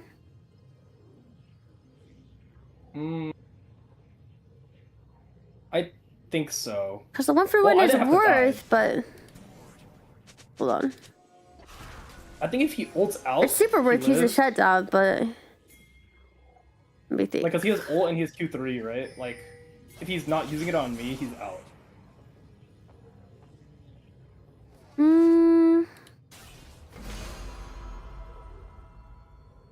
I think maybe you just had to wait for Viego here, and then you probably live. Okay. It's unfortunate, but you just kind of have to leave your Aurora and wait for Viego while he's in E looking for Aurora, because Aurora can W away, but you can't. So it's unlikely he's going to go back to his E instantly, because he's probably going to try to DPS Aurora. In which case you could have waited for your Viego, and then you might have killed him before he killed you. But this is just a small, like... This is a small thing, it's not a big deal. 1-for-1's still good.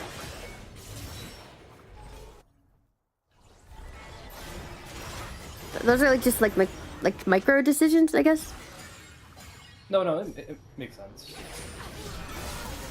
You're always gonna be better off with your jungler than without him, basically. I care a lot about micro decisions when I'm one-tricking. Like, I don't have an excuse. That is true.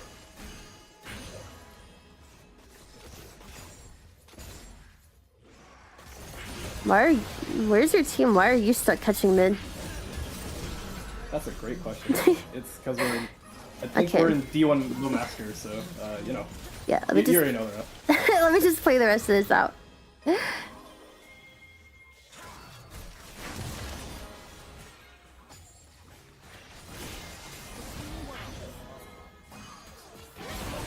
In my head, this guy's dead.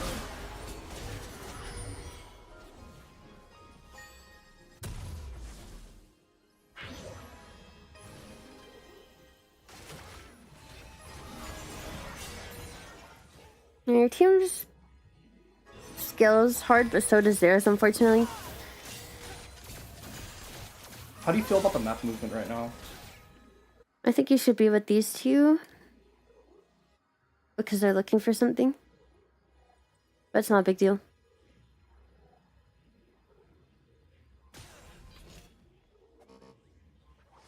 Yeah, this is fine. You guys are behind, so you're just chilling for me mid lane. There's not much you can do in this situation. What you can do is evaluate who is doing well on your team and you can maybe play for. But right now it's kind of... everyone's kind of even. I think it's Viego. I would say default to AD carry or jungle. In this case, your jungler is doing better than AD carry, so it would be jungle. This is okay though.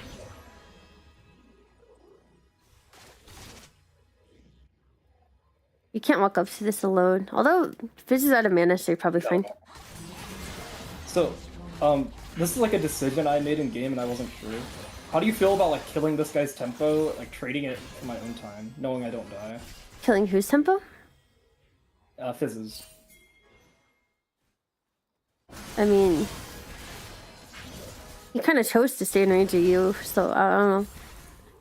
But yeah, that was fine. Because you're soaking up some XP or whatever. It's not a big deal. I mean, it should be your team going to match that, but it doesn't matter.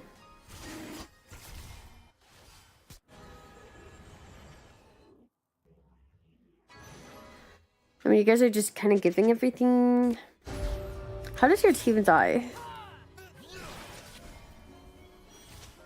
How did these two die? Let me see. Okay, your team is just kind of overplaying. Yeah. So your team is just playing correctly because... why are they here and why is this wave here? Okay, this is like bad. No master. No one is catching this wave. You need to ping your Kai'Sa to go get it, or you just go get it. That is terrible. Yeah. The ping moment. Your team is dead. There's nothing to do here. Yep, reset.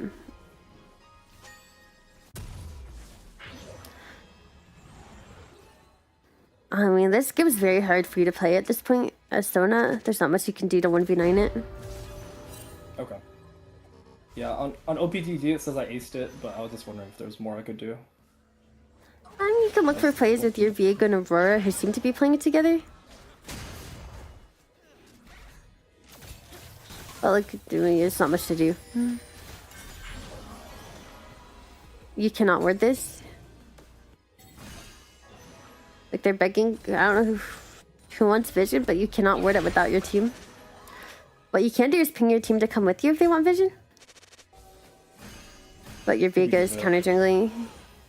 Yeah, once you get Baron, like, you can't really win here. I mean, if you know they're on Baron, you guys should have been hitting this. Yeah, I'm the only one that realizes this, so I'm just stealing a plate. But I don't know what they're... she's getting red above. Yeah, so you guys were supposed to take mid tower while they're doing Baron, but whatever. It would have been hard to get out anyway.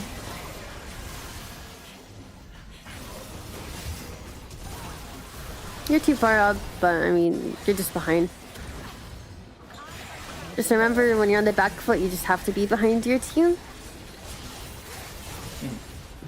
Also, when you're behind, I would recommend the other tier item. I know I'm not a Sona main like you. No. It's good. I've seen it a lot. I used to do it more. But this item is good when the game is good. Zeros is good when you're ahead. I think Whispering. I think Diadem is better in a closer, more behind game. One where you can't, because you're not gonna carry against this team comp with a little extra damage. You're gonna carry by keeping your Viego alive and hoping he gets a ton of resets. Because you're not gonna kill these people with your Qs through a Soraka, sadly. It's not for the Q, but for the Seraph Shield. Oh yeah, Whispering Circle is just more team oriented. Yeah. It's just like it's team oriented general heal, or it's like the haste and stuff. I mean, I do really like Seraphs. It allows you to push your lead because the item gives AP. And it gives you safety with the shield. But for general team fights, the diadem will do more. Yeah. Don't look so not the same. I think there's one. Yeah, I think there's one fight. I die at the end. Ish. You wanna look? If we could take a look at that, yeah. This? Oh god, like what is this positioning? Oh, is it not this one? It's not this one. We can look at it too. It's a little sussy. I think this one's the game ending one. Yeah. I mean, I have no idea what you guys are doing over there. I think we were see this contesting Baron position. in like the most disgusting way humanly possible. You guys have to clap some fizz here. Because he's the farthest up. Stay right there, love. Yeah, so if you and Viego could have regrouped with your team and went on fizz, that would have been optimal. You want to be together as 5, as Sona especially, because you can buff up your whole team. You guys are just split, it's really bad.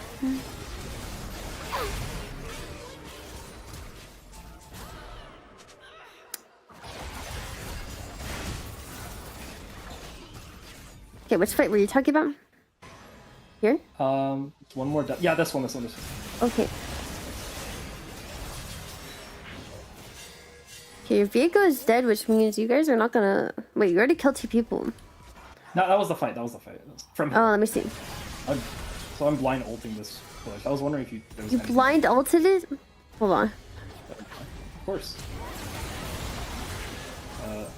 This. Oh, we saw... Okay. You only. I think it's after. You guys get 2 this. I think it's picks. And yeah, flanking... I agree with flanking Yone here, but you guys need to be together and not split.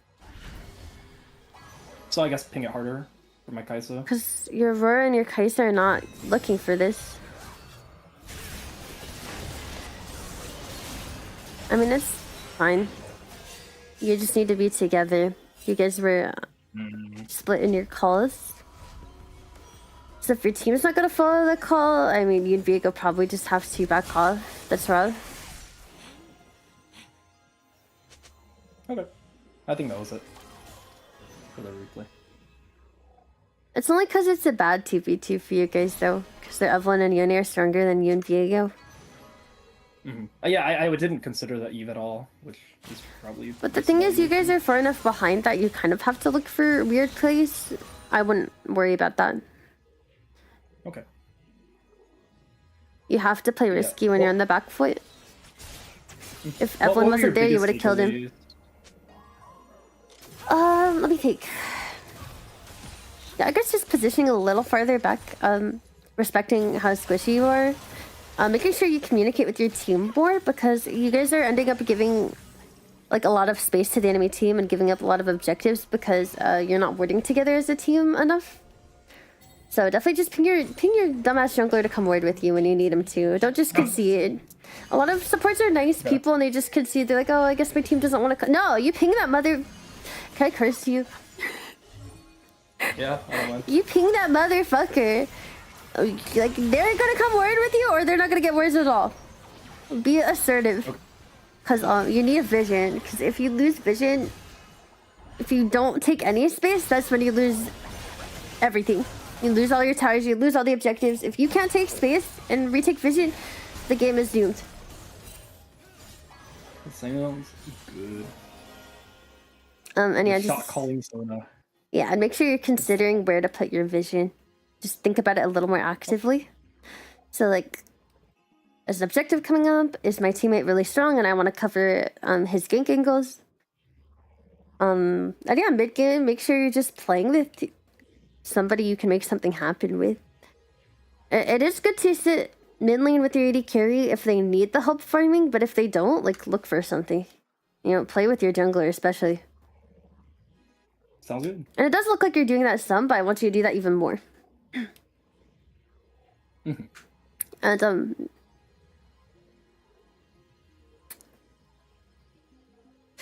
what item would go well here? I'm not sure about the frozen heart. I haven't tried it myself, so I don't want to knock it. But It's not good. It's not good. It's not good. we could consider some more supportive items that will buff up your healing and shielding, because Sona actually just becomes a late game monster in team fights if you have a couple healing and shielding items. Because right now, none of your items actually give you heal and shield power, so your W's are not hitting very hard. Like, Yeah, let's maybe look I'm at your a hater. W. Like, they could be bigger. They could be so much bigger. Like, you It's could be a all fun. monster in these team fights. If you had a Whispering Circlet and a Redemption here instead of these two items, your heals are going to do like 300 instead of 160. So, yeah, Okay. consider that for scaling. Yeah, I'll give it an honest shot. Yeah. Yeah, I don't dislike Seraphs though, when you're head especially. I think it's really good. Okay, well, Yeah, I think I'm used to pushing leads. But, yeah, I appreciate your time. I'm sorry Yeah, if I of talked course. over you. No, just it's okay. ADHD, yeah. it's all good. Good luck in your climb. I believe in you. Thank you. You too. Alright, chat. That was kind of a long session. Let me get to the next person. Metal! Wait, Metal, did you get... No, you just tier 3 sub today, right? Yeah, we'll get Metal in here, because Farah got a session already. W coach. I love your accent, thank you. Okay, hi. Let's do a 2-minute chat break so I can catch up with chat. Frozen Heart would only be great if the sessions are 80, not AP. So I think Frozen Heart's good if they're 4 AD, but for 2 AD, it's probably just not the most efficient support item you can be going. You're looking great, thank you. How's it going, guys? Is the stream quality okay? The volume of stuff? All that. Can Seraphine shield Vlad in W? I do not think so, no. Any louder and you'll break your ears. Wait, am I too loud?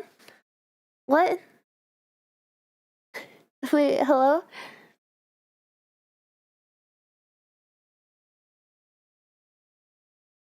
Let me see what I missed in the chat. Bots are not rushing Arden on Sona this game. He doesn't have Illusion in your Elo. Wait, what?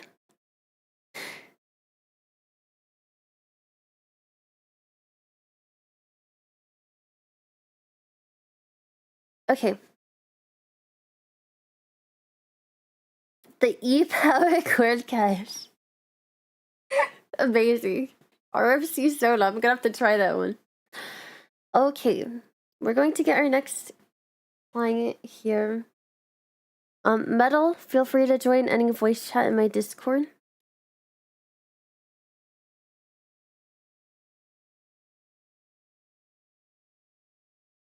I've lost track of who I've given a coaching session to and haven't yet. Euthanize, did I give you a session? Guys, I've done too much coaching, the head is spinning. Hi, just above you. So pretty, thank you. Okay. If Metal is here, Metal is next in queue. Join any voice channel, I'm gonna drag you to the private channel.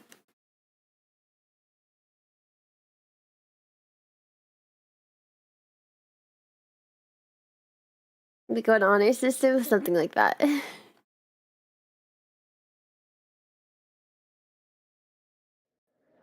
Hello. Hello. Oh, I can't really hear you. Can you talk? Hello? Can you hear Hi, me? do you have some kind of fan on in the background? It's hard to hear you.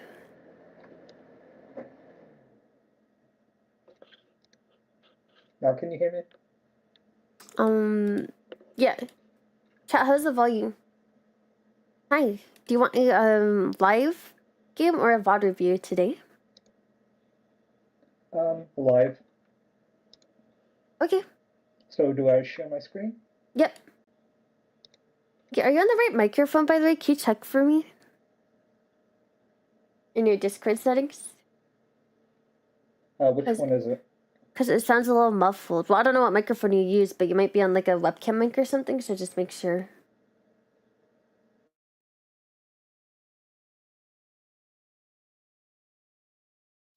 How about now? It's the same. Do you mind me asking what mic you're using? It's like a headset mic? It's a webcam. I can change it. Oh, do you have a different mic other than your webcam mic? Yeah, 1 second. Sorry. Thank you.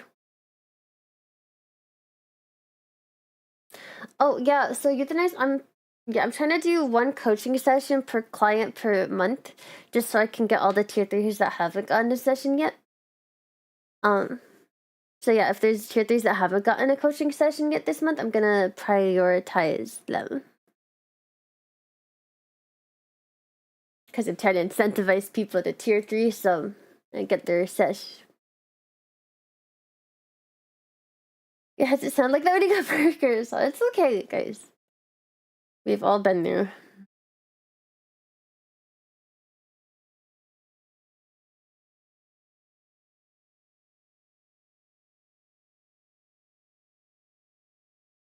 Alright, chat, do you guys have any questions for me while we're waiting? Anything you guys noticed? Anything you want me to cover more? Let me know. Any comments? I probably missed a lot of stuff, but I'm not. Hello. Oh. Hi.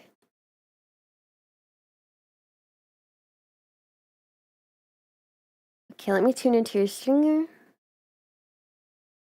What role in Champions are you gonna be playing? Hello? Yes, hello. Oh yeah, you sound a lot better. Perfect. Okay. Beautiful. Okay. Wait. Is it okay if I play jungle? Okay, wait, something just turned on. Oh my god, some white noise just started playing. Yeah, you can do jungle. 1 second.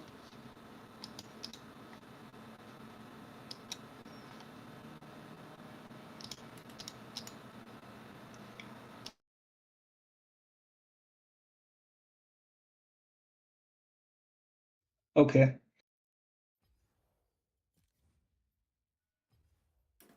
Yeah, and what rank are you and what junglers do you mean?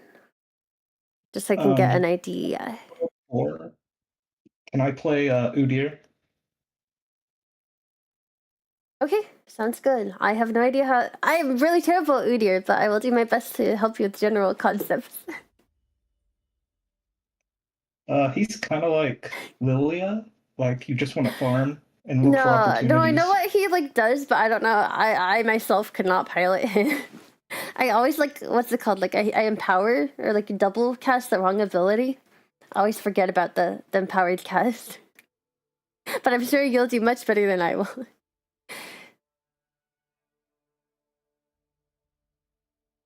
You can always do exclamation point leave if you want to leave. But again, if there's no new tier 3 subs, I will give you guys a session, so don't worry about it too much.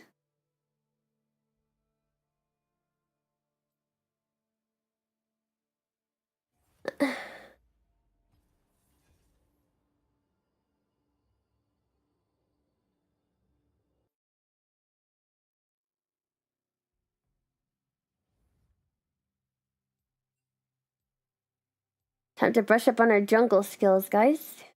Good night, Farah. Thanks for hanging out.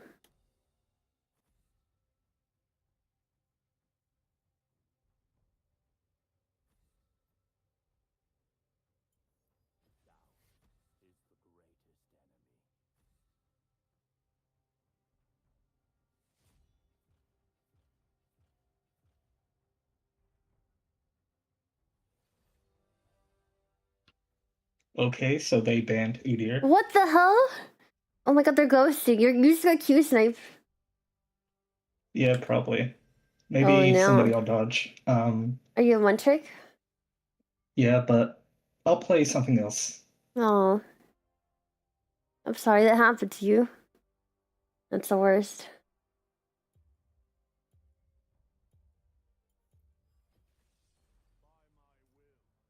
What was his rank again? I believe Emeralds.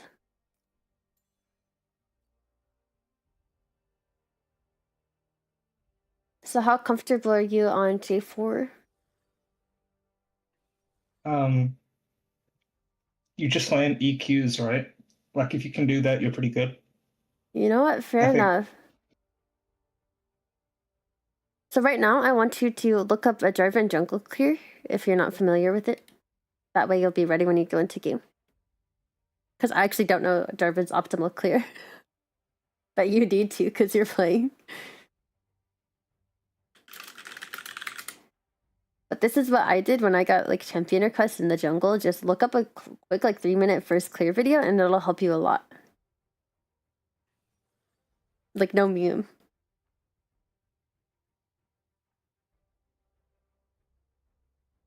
I'm gonna watch the Jarvan jungle clear.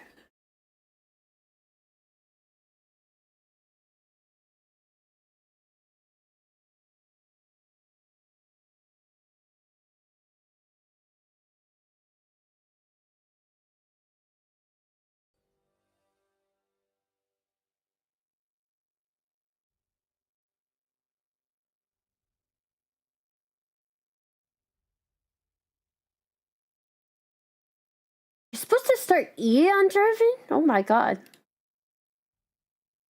Yeah, it gives you attack speed. Yeah, I don't know the ins and outs of these champions. So right now during the loading screen, I want you to think about the enemy jungler, who I assume is Talon. Where do you think he's going to want to start, and how do you think he's going to want to play?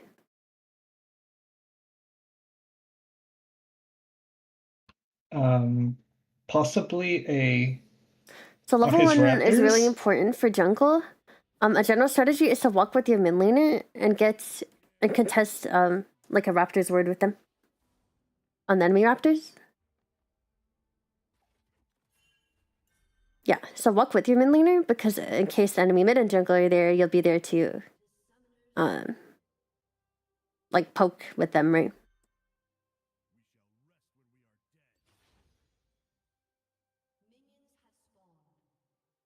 Okay, you see Talon. Yeah, grabbing the ward yourself is fine.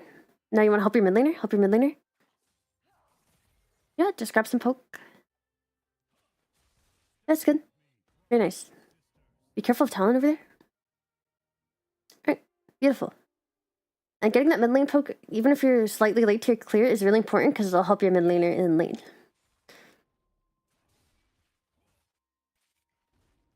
Great.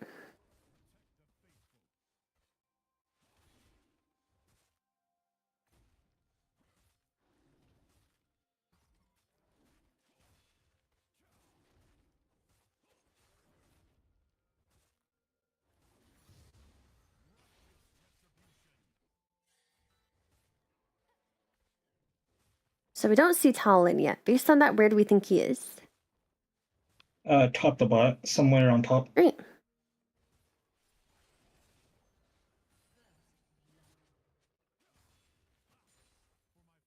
Look at Kali's HP.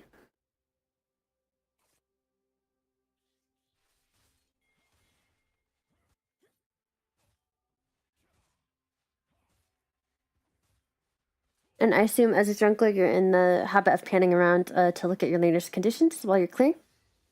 Although I know it's harder because you're not on your OTP, so don't worry about it too much. Clear is the most important.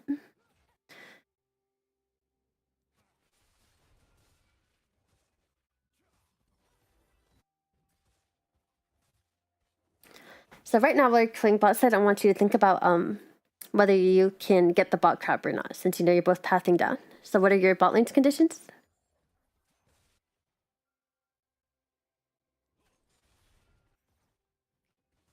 Jinx low. Do they have prio? No. Can you maybe help them get prio? Or is their bot lane playing too prio?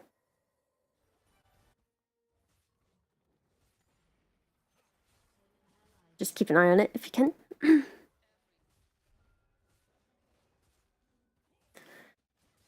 Okay, since our bot lane has lost, what should we do here after blue buff? I think we can at least look to do crab. Okay, that is very scary, but if you think you've cleared faster than Talon, it might be doable. Nice swing, but their bot lane's coming. Yeah, you don't have conditions, so you need to go.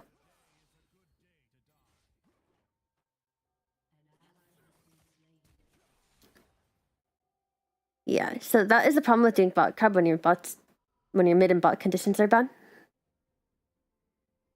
That's okay.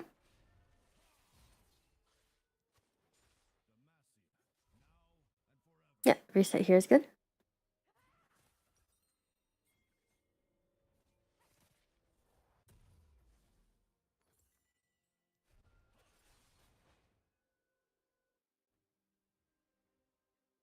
In that situation, when you see Talon already on the crab and you know your bot lane's conditions are bad, as well as your mid laner being shoved in, I think your mid laner was in base actually. I would recommend sprinting to a top crab.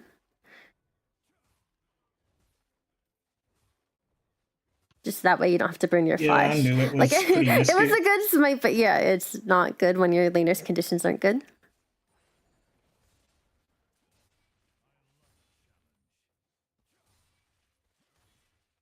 You'd be much safer on the top crab because you know Talon's busy doing bot crab, so you'd beat him there.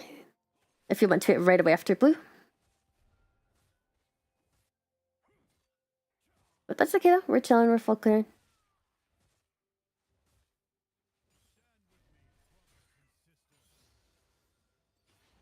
I do want you to get into the habit of pinging where the enemy jungler is whenever you know where he is. Well, you know he's clearing down again, right? Yes. Yeah, so you want to make sure your bot lane knows that. It's just good to like ping the bot camps. It's very important to do calls for your team as jungle, so they don't die to stupid kinks.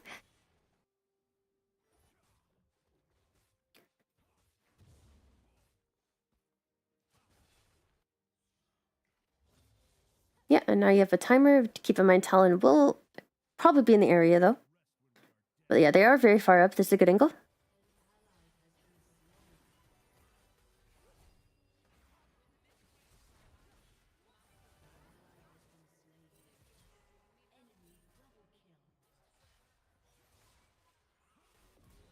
Nice Q. Watch out for Talon. I don't know if you saw him on the map or not, but since we know he's clearing down, we don't want to greed for the Seraphine. Perfect.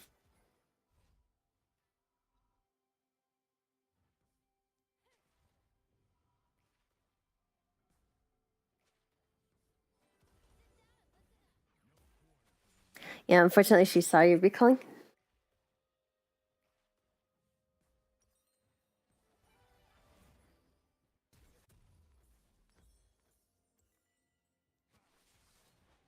Oh, do you have magical footwear? I think I took red secondary for the Oh. Ash first. Yeah, you need to grab boots there on the 300. Very good for getting around the jungle fast. Oh, that's my bad. It's Yeah, okay. Buying efficiently is something that comes with practice.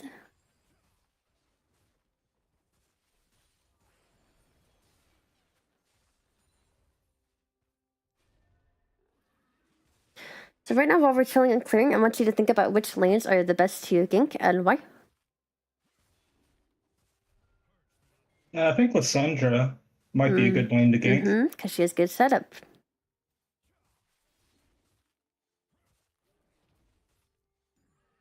Don't forget to be trying to ping Talon's location.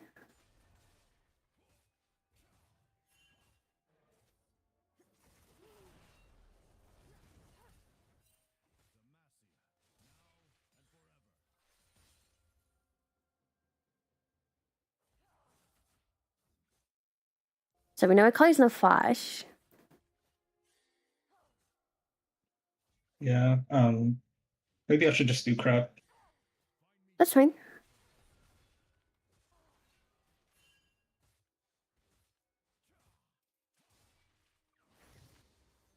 So do we know where Talon is right now?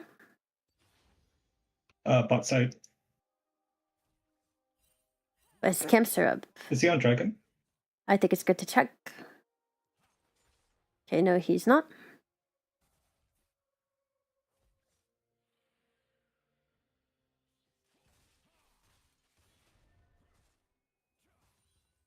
So the reason this invade is good is because of Akali's HP bar. Do you think you can look to dive her?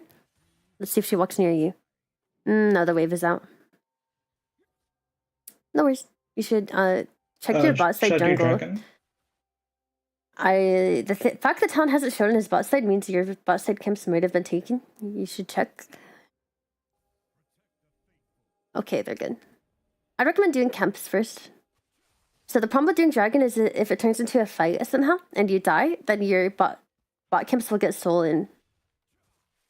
So it's always good to get your camps cleared and then look for objective. Oh, See, do you think now he's that on? now if you know he's on grubs, it's fine to do dragon because then he can't counter jungle you. Your mid laner. Yeah, I Look think your mid. Look mid. it's.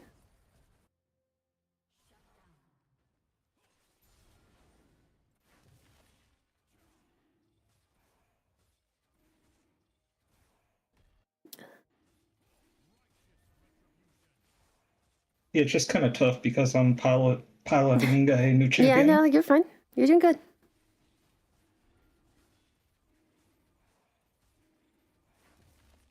Very nice. So here, since all your camps are up, you have the option to choose which clear you want to do, top to bot or bot to top. Since all your camps are up.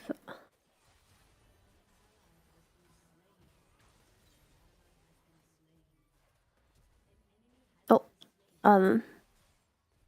you want to look for Senna?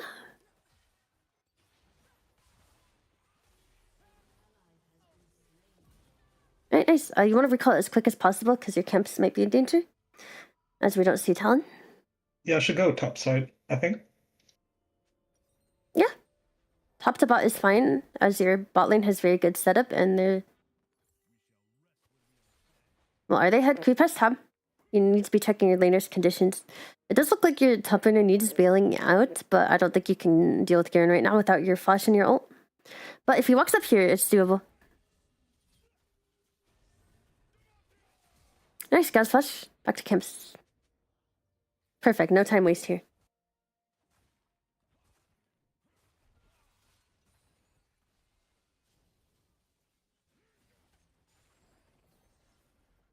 Your Rakan needs to be coming. Ping assist. This could be a shutdown if your Rakan comes. You can chase, you can chase. Lissandra's ult.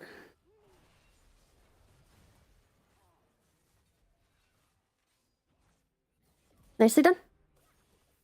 Don't forget about your profane. Oh. Nice try. I wouldn't say that's on you for dying. Your Rakan should have been there the whole time.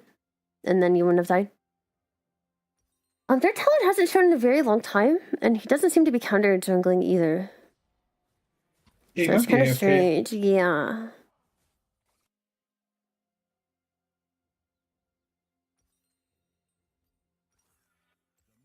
And grubs are not taken either, so you do have to consider that he might be AFK or just full clearing. Alright, are you reversing your clear here? Oh, I should go top. No, I'm just asking. I'm not sure. Alright, that's fine. You can start with Gromp and reverse clear. Look bot lane and see if there's an angle. Not really. Your Rakan doesn't have ult right now. So it's good to be able to evaluate conditions.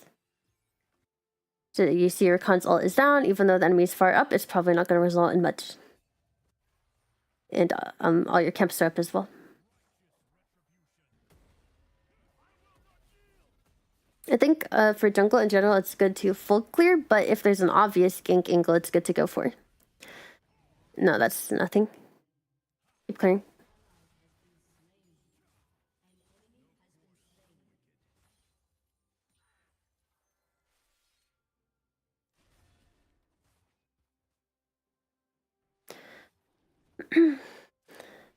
Ping your Rakan.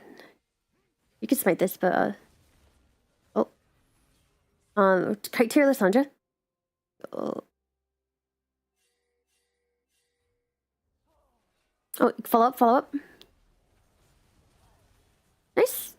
You played that nice and slow so you wouldn't get killed by Garen before your team was there. Very nice. I think she's gone. Look for camps or grubs.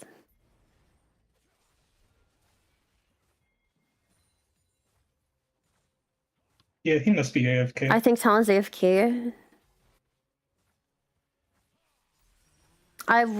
Look your Rakan. That's nothing. Get out after.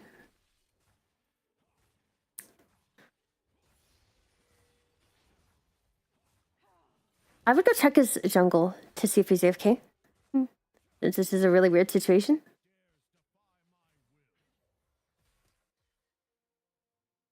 Okay, Talon is gone. I mean, you could just eat his camps if you want. I don't think the laners are gonna chase after you. Oh, they might. You have Lissandra with you, so don't be too scared. Keep an eye on Akali. If Akali starts moving, that's when you want to move. That's fine, you can get out. I'll run up, up, up, up. Yeah, eco over the wall. Yeah, so they're protecting camps for a jungler that doesn't exist, which is really weird. But you're fine. Keep farming up.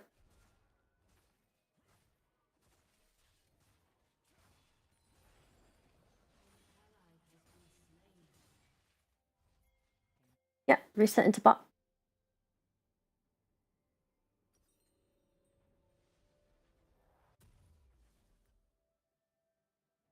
Yeah, this is a very weird game. I'm not sure how to coach when the enemy jungler is AFK, but just play standard.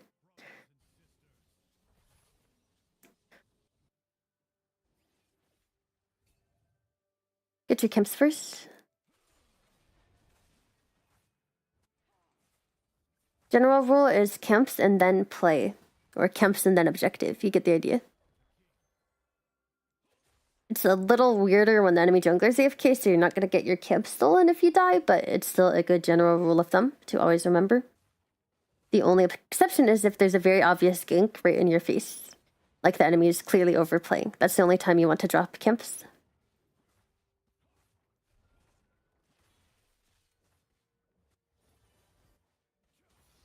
I would look for bot. Yeah, I would look for bot right now. Yeah, ping in, ping in. Rakana's ult. They were overextended, so that's a really obvious gank. You could chase Senna. You have Cassandra here. I think you played that well, Garen, just a little too strong. They sent their entire team bot lane. So now your Lissandra's getting top tower, it's not too bad.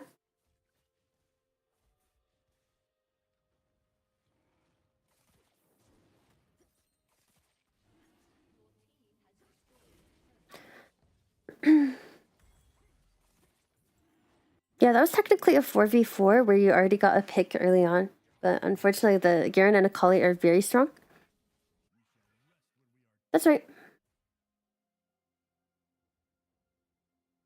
Should I try and do Herald? Get your camps first. Or the enemy camps since they're bot lane. I'd actually head over to Crab here first. Before the team rotates. Once they rotate, you're going to want to get out of there. You probably can't Herald right now.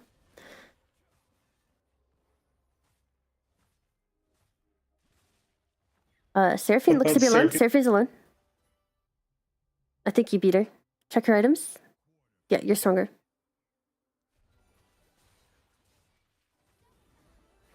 Sorry, you have ult. Just R. Very nice. You need to run. It took a while to kill her, unfortunately.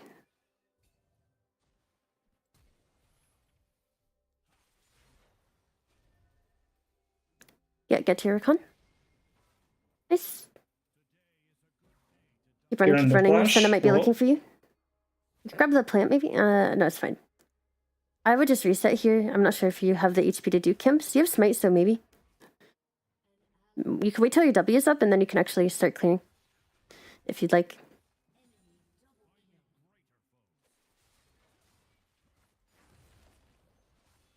Alright, good escape. Good job.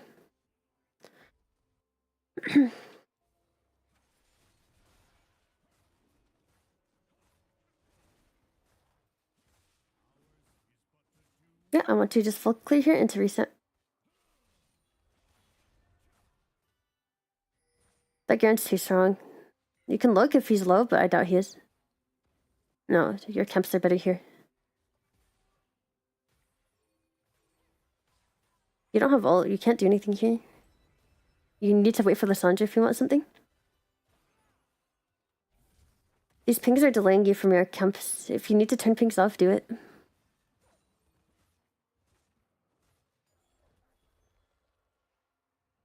Remember, camps, then place. Especially when your team wasn't even there yet. You're gonna have to learn to evaluate when a play looks good or not, so you don't waste a lot of time. Run away from this bitch. She's really strong. Might be able to kill. Nice, got her R. Oh wow, nice snipe. Okay, you need to reset. Your Jinx got the wave. Yeah, so resetting ASAP is very important because you want to get back on the map as soon as possible with all your gold spent, and you'll be stronger and the plays will be more likely to work out. So now you can run to the Garen because all your camps are down. You have a good timer to make plays. It's okay, eat the wave, it's fine.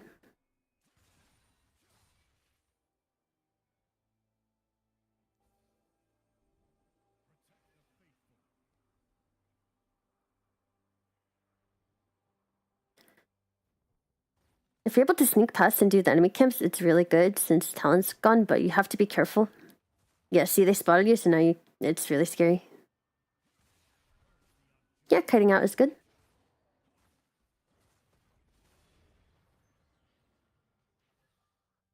Just be ready to EQ out whenever.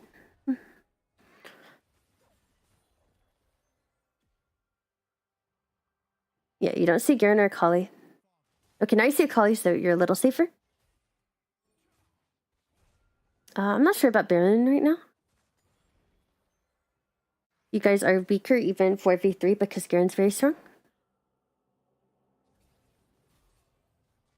Alright, your camps are coming up. Your Jinx is in base, so I wouldn't look for team fights right now. You can give him the E out if he needs it. No, he's fine, he's fine. Yeah, and now we clear. I think our player is going to be looking to full clear into Dragon.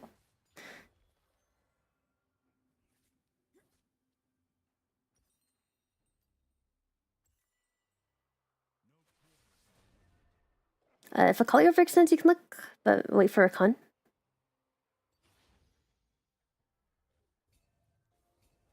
Yep. Back to Kimps. You want to get these done before the Dragon spawn? Oh, look, Senna maybe? Just make sure you're panning over to what your team is doing, and if you see an opportunity to engage, you can take it. Otherwise, finish up the Kimps. You want to stay strong. Keep up your levels, keep up your gold. Oh, you guys can look at Kali now. She's the strongest member of their team, so she'd be a very good pick. Watch out for Seraphine ult.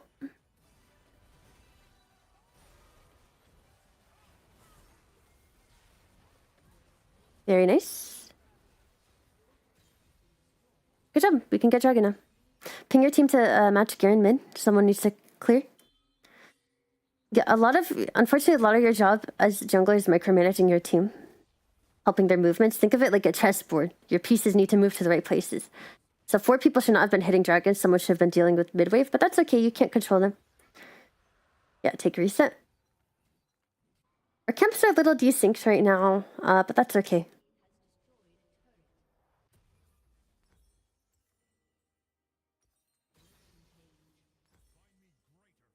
How did I get the assist on Garen? Maybe your shield? Or the E gives some kind of buff, doesn't it? Feel free to push out top because your team is not responding to waves properly, and then to your camps. What about Baron since Garen's down? I would do the camps since your team's not here anyway. If they want to once they're back, then that's fine. But there's no reason to start it alone and take a ton of damage. I would look for mid play first. It's much safer. If you can get another pick or two before Baron, it's way safer. Because Garen might have TP, right? So you guys want to bush trap them, clear the vision, and hope they face check you. Starting it's really bad because Garen's up right now. Do not start it. Okay, call your spot so you can. But you need to turn right away if they come. Yeah. Because you guys are going to be in a 5v3 unless Akali shows up. She might be sprinting. Okay, actually it's low enough you guys can finish. Ping finish. Ping finish and then turn. Okay, peel the Garen. Oh. You guys are still 5v3 because Akali's not here. You can fight it. Oh, never mind. You can carry this, you carry this. You're very strong. Yeah. That was That's not fine. bad. I didn't. Yeah, I think if you play the team fight from the start, you win it harder, but that's okay. It's only because Akali was not actually coming that it was good to play fight after getting Baron. But don't worry about it. It's still a good play for you guys overall.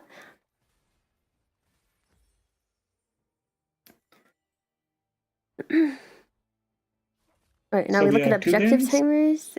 You have, I think Cassante, did Cassante get out? Yeah, you have 2 Barons, that's fine. Now remember, we want to, at this stage of the game, we want to clear our camps and then look to get vision with our support. That's the general, play pattern.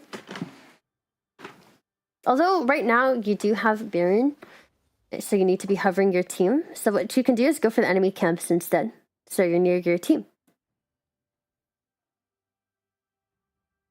Which only works because talent is not connected to the game. Oh, your team's controlling. Okay, go back to your camps. Yeah. They're just trolling. If they chase past tower, you can peel, but yeah, you're fine. Yeah. You can get your camps, you don't have to stand here. Well now they'll see you.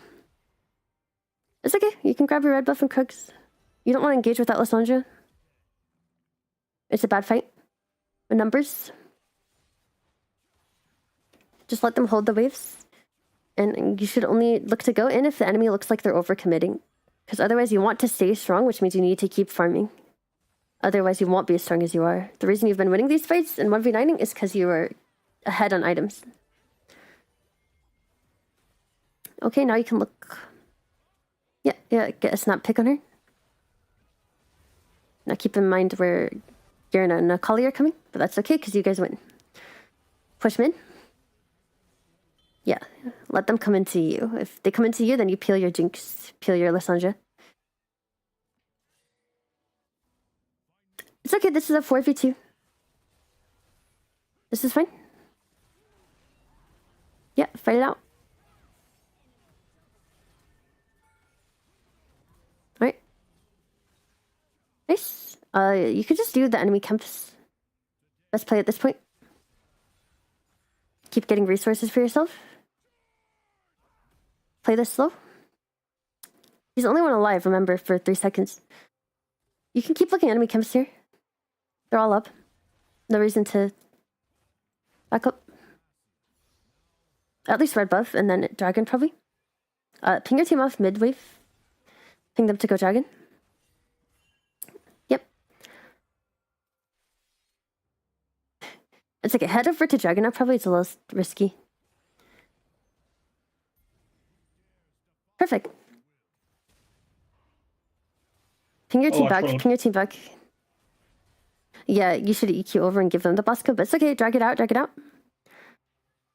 Perfect.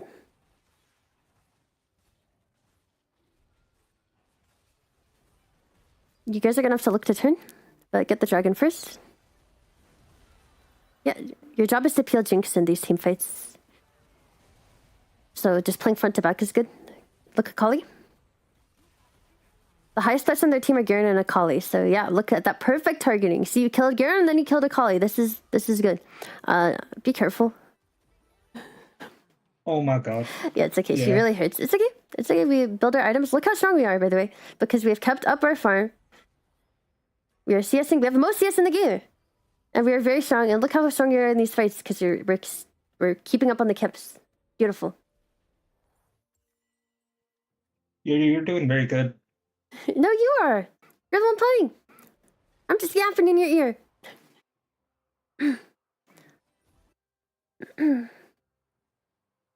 So when you're up, I want you to think about what side you want to go on based on the objective timers right now. Where do you want to open Either to? side. I guess Baron, because it comes up in a minute. Because Baron comes up in a minute, you actually want to open bot so you can clear up to Baron, right? Makes sense. Yeah, because you don't want to be doing your bot camps when Baron's spawning. You want to get those bot camps first, then you'll be up in the top side during the Baron spawn timer.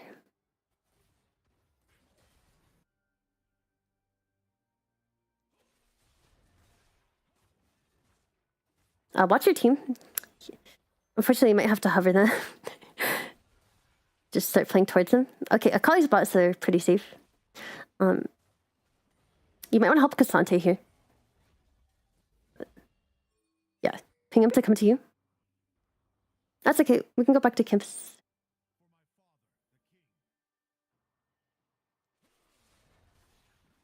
Okay, Garen's showing on the wave, so that actually changes things. You need to run him down. He's a big problem. You can cut him off here. You have the cutoff angle. Oh. That's okay. Oh, Rakan's fighting mid. Turn. Yeah, a lot of jungle is just map awareness. There you go. Bot, ping bot. Your team needs to kill them. They're moving too slow.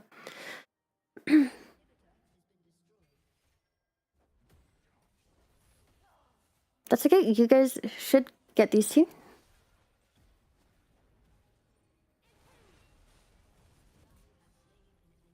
Alright, so you guys cannot Baron right now because your waves are really bad, so ping bot wave. Or clear it yourself, it's fine. It's fine. But you really want good wave states before you do Baron. Yeah. Realistically, someone else should be doing bot wave while you go to Baron, but this is really stupid. Okay, you need to regroup their team now. They're fighting for no reason.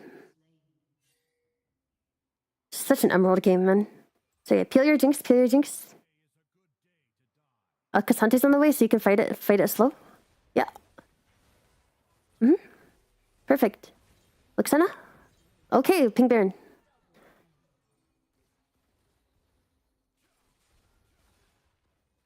Their two big threats are down. This is a perfect safe Baron. Pick someone to shove at bot wave right now. They don't need to be DPSing with you. Cassante, ideally. If they don't listen, they don't listen, but it's still good to be in the habit of doing these things, just so you will know. It'll help your macro in the future. Yep. Probably... Do you have item? If you don't, take enemy top Kimps. Great call. Yep. You'll be back in time for a dragon, don't worry. How close are you to item? I don't know what you're building. Yeah, finish Gromp and you have it. And now you have your GA for the next fight. Wonderful. Okay, we don't have enough time to go top, so we probably just open bot here. It doesn't matter, you don't need camps anymore since you're max level and you're max build. So now you just focus on the macro. Just peel Jinx, hover Jinx. At this point in the game, you're just going to hover Jinx and peel for her. Okay, this is a 3v3, but if Jinx stays alive, you win. So keep Jinx alive. Nice! Push mid wave. You don't care about Dragon anymore. You want to end the game. Oh, get a pick. Yes, perfect. Look at you go! You're in the right place at the right time, perma. GG's. Beautiful Nice. Draven game. I wouldn't even believe you were off your OTP watching this game. That was really nice. Thanks so much. Yeah, do you have any questions or anything you want to go over? I know I was a bit of more of a front seat coach this game, but I wanted you to be more comfortable since you were off your OTP. I was trying to give a little help on pathing and stuff. What about hovering Cassante more? Like, No. just in general? Like, should I be doing that? Here, so especially early in mid game, you shouldn't be hovering Cassante because if you're hovering, unless all your camps are down and you have a timer to hover him. But so first of all, this is a 5v4, so it's a bit of a weird game. But in a normal game where the enemy jungler is, there, if you hover Cassante when your camps are up, let's say you get spotted on a ward or something, guess what? You're going to lose your camps. But more importantly, your Cassante was very far behind, so you guys might not even have been guaranteed to get anything 2v1ing Garen. Like best case, you don't get him, because he's really strong. But worst case, you might get double killed by him or something like that. So what you want to do is you want to get strong enough so that you can actually deal with these champions a little later in the game. So if you hit your item spikes, then you can go and fight these people and fist fight them and take down their shutdowns. But if you are spending a lot of time hovering instead of farming, you are going to go down and farm, you're going to be weak, and then you're not going to be strong enough to deal with these carries later on in the game. So the most important thing in the game is to get yourself strong. And once you are strong yourself and you've secured that, so like let's say you did all your camps and you have like a 20-second timer before your camps respawn, that will be your timer to look for these kinds of plays. The only exception to this is if you're in the middle of a camp and then the enemy's completely inting, right? They're walking up behind the tower, they're walking up really far forward without a ward, and you have a pink ward in the bush and it's the most obvious gank ever. Then you can feel free to leave a camp or two alive or drop your camp and go for that obvious gank. But otherwise, you want to be getting yourself strong so that you can go and collect these shutdowns even if your laners are losing. Like your job is not to babysit losing lanes. Your job is to get yourself and hopefully one or two of your laners strong. And then with that power, you will, defeat the enemy team that has gotten strong, such as the Garen in that one lane. Does that make sense? Yes. I noticed, especially after I deafened everybody, like It went a and lot just better, focused didn't on it? farming. Big tip Yeah, for it really jungle helped. in particular is to deafen. I like not to be dramatic, but if you are able to come up with your own game plan and it's solid, it's gonna get interrupted by your teammates' pings. So if you're confident in your own ability to get yourself strong and carry the game, you should be deafening like all the time. Jungle is that role where people just get ping in your face and beg for bad plays, and your job is to not fall for the bad plays. And if you do keep finding yourself falling for bad plays, just mute. Either mute from the start or mute the person pinging bad plays. Yeah, I noticed I win a lot more games when I just turn it off. Yeah, definitely. Absolutely. Thank you. Yeah, of course. That was really good. Yeah, is there anything else you need clarification on? I would love to No, help it's before you pretty go. much just being farming and being efficient. Yes. Like, even though it Did was you notice it was more efficient that 4v5, game? I know it's 4v5, Yeah. so it's hard to tell, but but I still could tell, like, I was Yeah. already full build and max level. You're farming really everything. well. You almost had the most damage in the game, like almost as much as the really fed Garen. You should be proud of yourself. Yeah, you did great. But You did jungle too, is thank you. all about efficiency, though. Like you need to be collecting your resources. You have to be. And if you can look for a gank angle, that's great. But do not fall into the trap of wasting a lot of time ganking and hovering and like, oh my god, but what if they go in on my teammate? No. Do your camps. You need to get strong.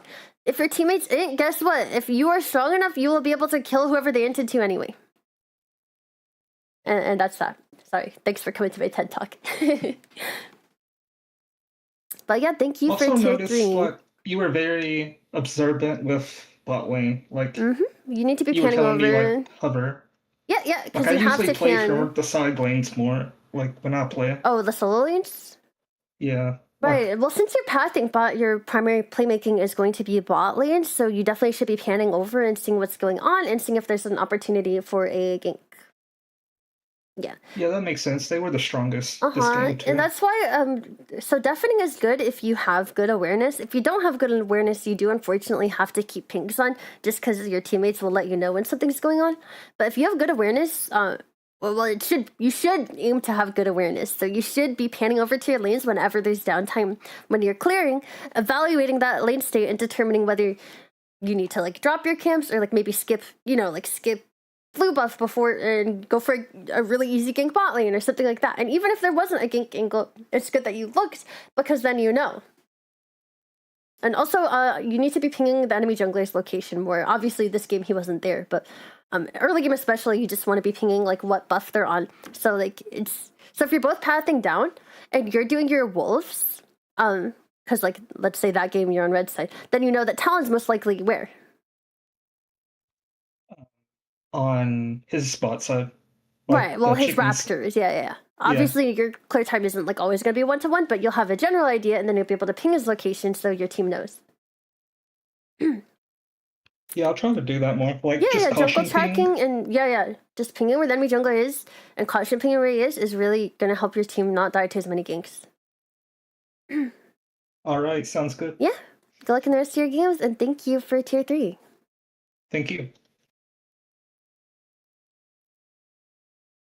Alright. Hi, chat. How's chat doing? Did you guys like the jungle coaching? Was that my first jungle coaching game? It might have been. I think that was my first jungle coaching game. Hi.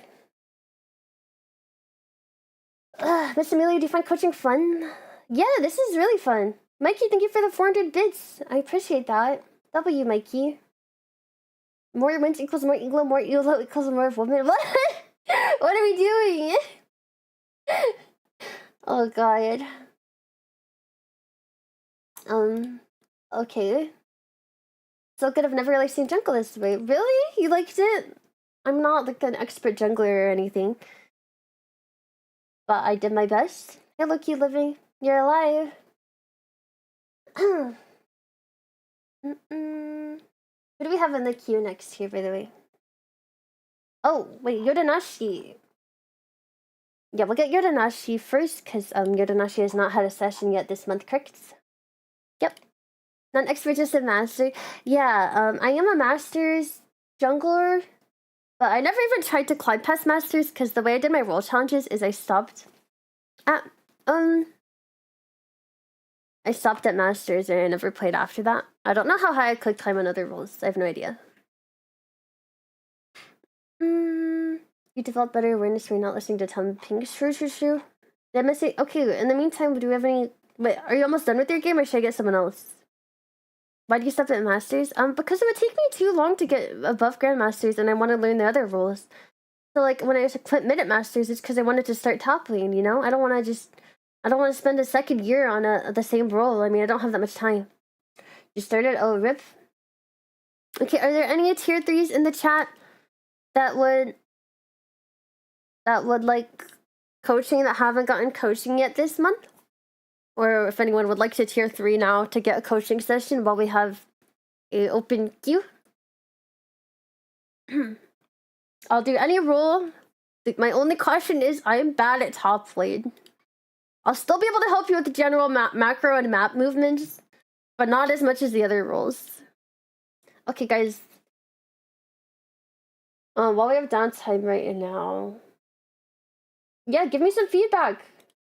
What did you like about the jungle coaching? What do you not like? What do you want to hear me cover more of?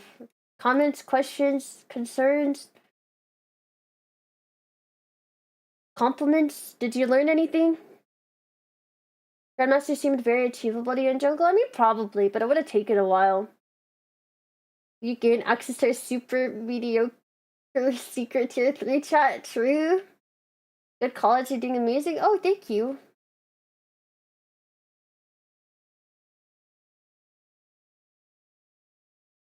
Yeah, coaching has been really fun, actually. I'm enjoying it.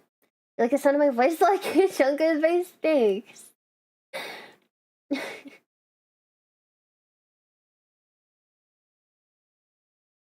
Well, there's no tier 3s that want a session right now? Or no one that haven't gotten one?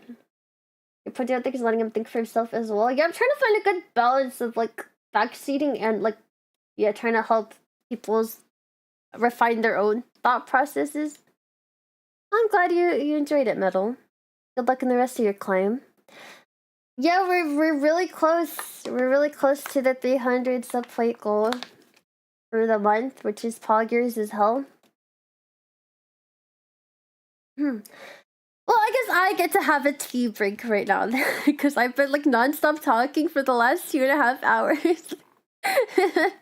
New full-time job, League coach. I seem fairly comfortable in jungle. The thing is, Euthanize, I am pretty comfortable at League of Legends, and I don't mean to sound egotistical, but like the only reason I'm not higher rank on top lane, well, one, because I'm having a little too much fun. Two, because I'm doing the champion wheel.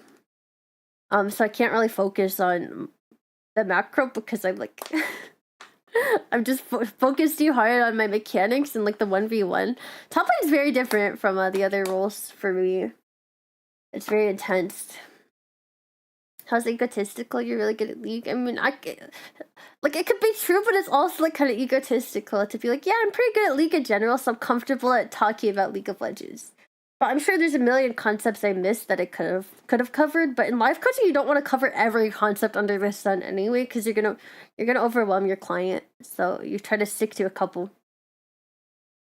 Alright,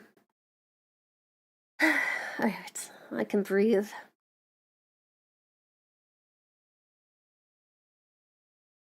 Yeah, I'm gonna go make a cup of tea then, and if anyone wants to hop in queue, if anyone wants to tier 3, or if any tier 3 hasn't gotten a session yet, you could do exclamation point join, get in queue. But if not, I'll just give Euthanize the second session for the month. But yeah, for right now, I'm gonna go make some tea. I'm having a great time, busiest. I'll be right back.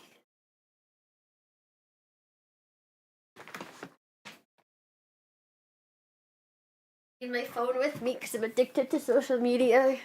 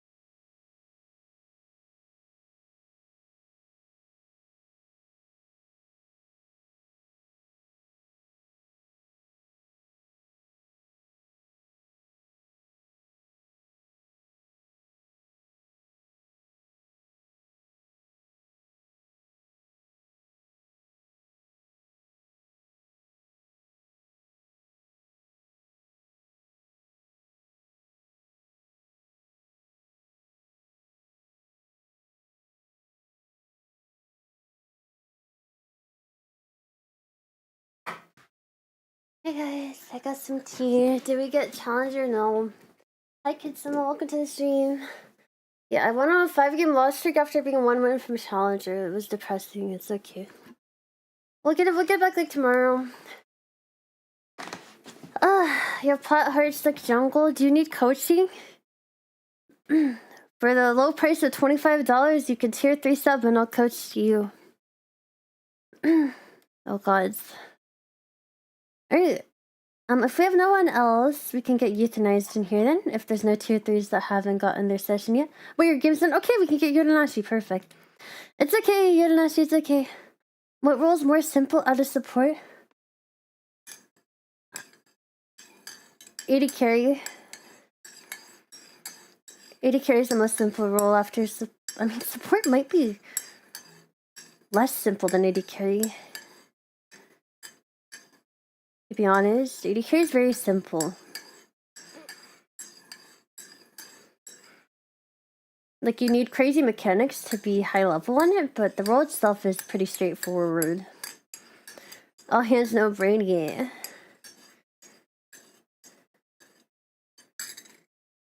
Tier 3 justify. Nice try. Alright, Yodanashi, we will get you into the call. Join. Yeah, oh wait, I see you. I'll move you to the secret channel. Hello. Hello. How's it going? It is going well. Great. Would you like a live coaching or a VOD review today? Let's go ahead and do the VOD review. It's a shorter one. But, Great. What is your... So Yeah, what's your name? it's just Yodanashi NA1. Perfect.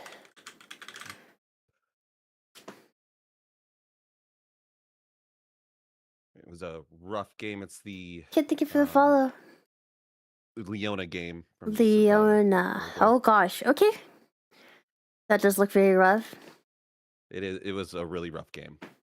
Yeah, I could take a look for you. Right off the bat, I want you to tell me, how do you think the Ashe Leona into Smolder Well matchup goes? Let's say first 3 levels. As soon as I saw, so I got blind pick first pick. As soon You as I saw the blinded Rel, okay. The only 3 supports I play are Leona, Senna, and Poppy. And of those, like, Leona's the one I'm most confident on. Senna's really strong right now. I'd recommend playing more Senna. If you learn her, you will get to... Wait, what rank are you? First of all. Okay, if you learn Senna, you will clay. I'll tell you that much. Okay, let me make sure let me download the replay and then screen share with you. Okay.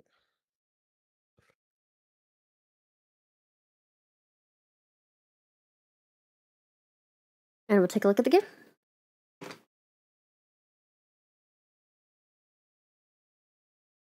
Yeah, I know I played not great. Like, I saw a number of times where I was like, man, I should have done that, or I should have bought this instead. Yeah, no problem. We could take a look at it for you. Love 3000 actually... Wait, did Love 3001 actually got banned? Am I getting rage baited? That guy hates me. Okay.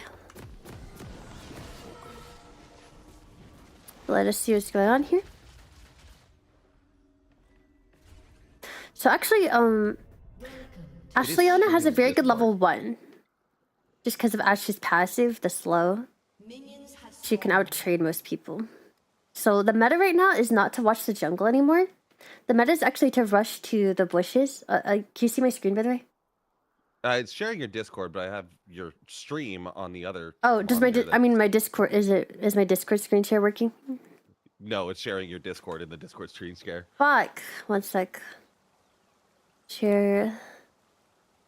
League of Legends. Yeah, I don't know why I went to the tri-bush that game, because normally I go straight to the bushes and try to get ward control over the bushes. Yeah, standard is to walk here and ward this, but if you're feeling bold, you can, and you think, because like we're in silver, right? If you're feeling bold and you want to go for cheese, because a lot of times in silver, people are AFK. I mean, I wouldn't recommend this for higher elo, but you can walk to third bush and cheese there as a Leona. Just because in low elo, a lot of the time they're not gonna respond correctly. I'm really scared of the Rel because of Rel's having a further range stun than me. and also for passive than shredding armor and magic resist is what. Yeah, but you Ashley know has a what it stronger is. level 1, so you don't need to be scared level 1. Okay, your Ash is just AFK. Yep. Yep. That happens quite often. Okay. Right, so So as you soon as just I want to saw sit Ash's next AFK, to I your just kinda range since backed she's AFK. Yeah, that sucks. Yeah, that's fine. So you guys are gonna have to play this game from no prio, unfortunately, which is not what you want, because you want to be having bush threat as Leona. Yeah. Here you just cannot be walking up to them and you're taking free damage. The only time you want to walk up is when you want to execute a minion, but when your prio is already this bad, you probably don't even want to do that. So yeah, you're just taking free poke, you don't want to do that. Yeah, I'll play it in 1x because the early levels are important. Yeah, you guys have lost prio. You're just gonna have to farm. So you guys, you need to be pinging your AD carry back when they hit level 2. Before you guys are level 2, because you're level 1 and they're level 2. So you just have to spam ping your AD carry back and you need to be playing back yourself. Because if we look... So, let's rewatch this. My logic here was she got stunned, so I wanted to stun the Rel so the Rel couldn't follow up on her. But So see, right here, they hit level 2. okay. You two need to both be clicking backwards. Yes, it's first wave plus 3 melee minions is the threshold for level 2. You know that, right? Yes. Yeah. Yes. I assume you know that. And so the moment you see them get it, the third melee just died, they're level 2. You two need to get out of Rel's engage range, because if this Rel is good, she just runs at you and kills you. In fact, if I'm Rel here, I'd probably flash Q the Ash. Yeah. Yeah, so you're clicking forward, you can't click forward, you're at a level deficit, and it's not close enough where you can get the level 2 back. So sometimes it's okay to click forward when your next execute will get you the level 2. But in this case, you're too far off level 2. Okay. Yeah, the minion HP is too high. Now at this point, you still have an execute. So if you kill that melee, you actually will get 2. So it's your best interest to get level 2 here. I mean, this is already cooked. This fight is cooked. It's over. But your best chance of surviving this is to execute this minion, get level 2, and then try to get away. So yeah, instead of that auto on Rel, autoing the minion would have gotten you 2. As you can see, that minion dying gets you 2. Yep. And then you have a better chance in the trade to not be as horrible. It's already going to be a losing trade, but at this point, we're just minimizing our losses. But no worries, we just gotta play on the back foot. Your Ash doesn't have barrier anymore. So you can't really look for any engages because you guys are down summoners and down HP, so you're just gonna sit here and babysit. Boring stuff. You can speed up.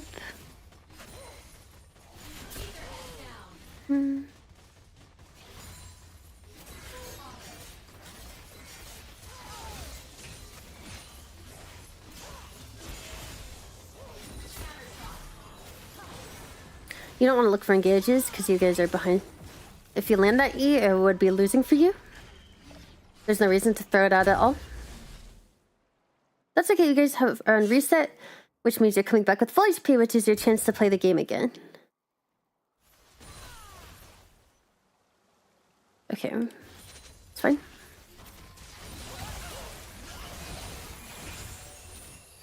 So what I want you to get into the habit of is when you come back to lane, I want you to look at the items you and your AD carry have versus the items the enemy AD carry and their support have. So right now you guys are technically up a longsword and a dagger because you have reset and it looks like they have not.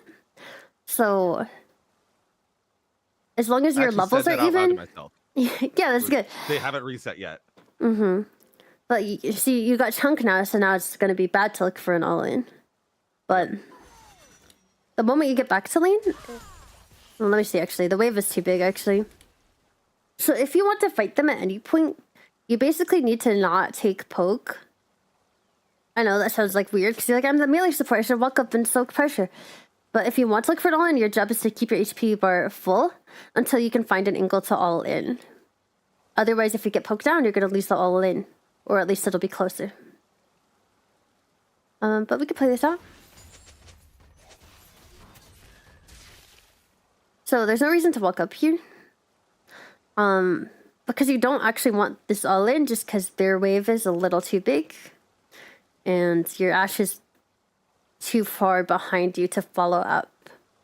So when you walk up here, the only possible outcome, I don't know if you're looking for an engage or if you're looking for stacks, but when you walk up here, the only possible outcome is you taking damage that you're not going to get to trade back.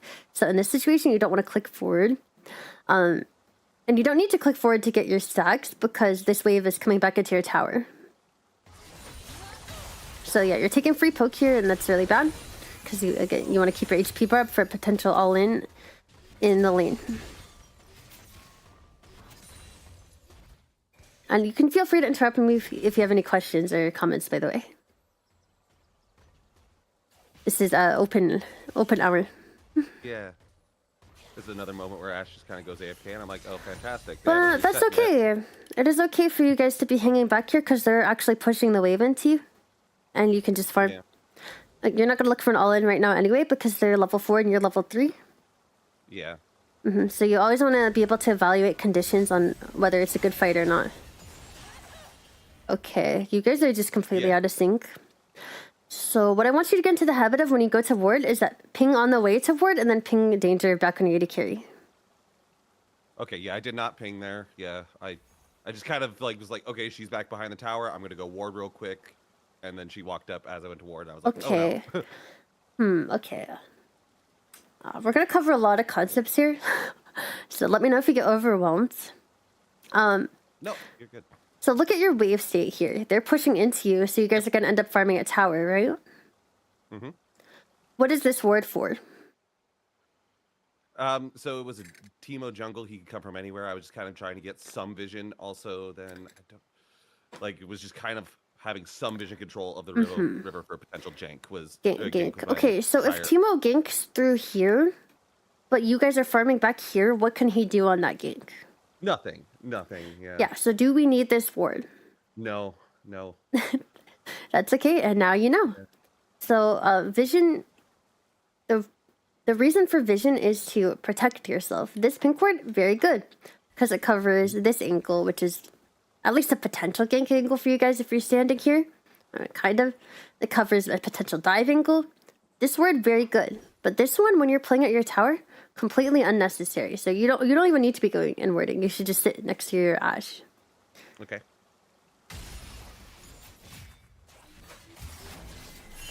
But it's okay. You guys are just gonna have to play from behind. So the thing about Ashe Leona is, when do you think you guys are strong? So level 1, I told you you're strong. When else? I also like the level 3 because at that point, I've got my EWQ combo for being able to actually engage, and if she could stack auto attacks on it, she gets her Q stacked up and can follow up with that, and you just kind of repeatedly walk somebody down. But against a Rel, I don't know if we can actually walk anybody down. No, that's a good evaluation. Unfortunately, they're level 4 and you're level 3, so you do not have a level 3 timer. But that is... Yeah, you seem like you know your champion. That is good. But yeah, Rel has a similar strength in her level 3 too, sadly, which you're correct in evaluating too. So it is still pretty even.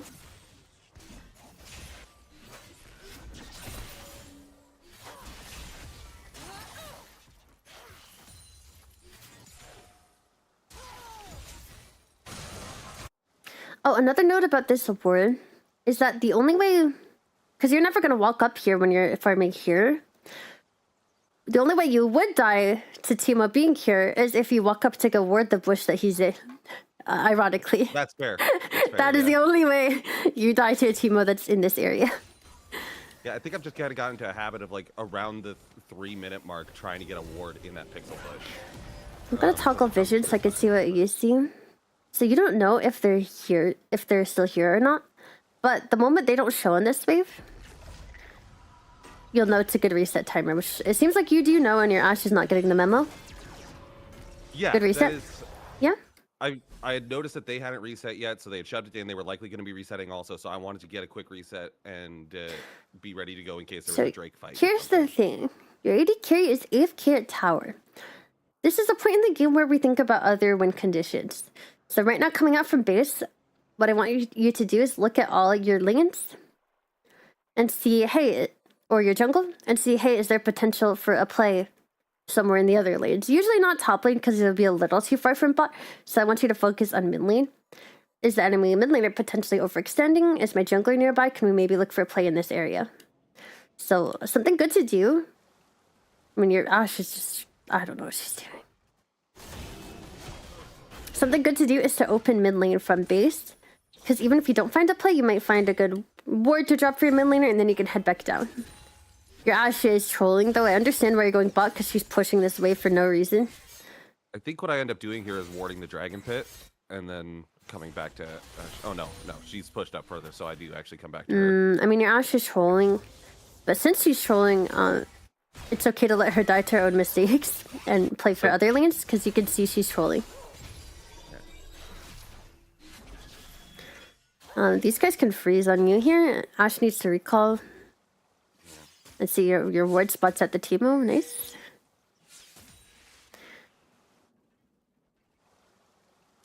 Realistically, you guys are not getting anything done here. You know Teemo's up here. You don't see where Rell is. You guys cannot walk up to this wave. So, ideally, this is where Ashe should just recall.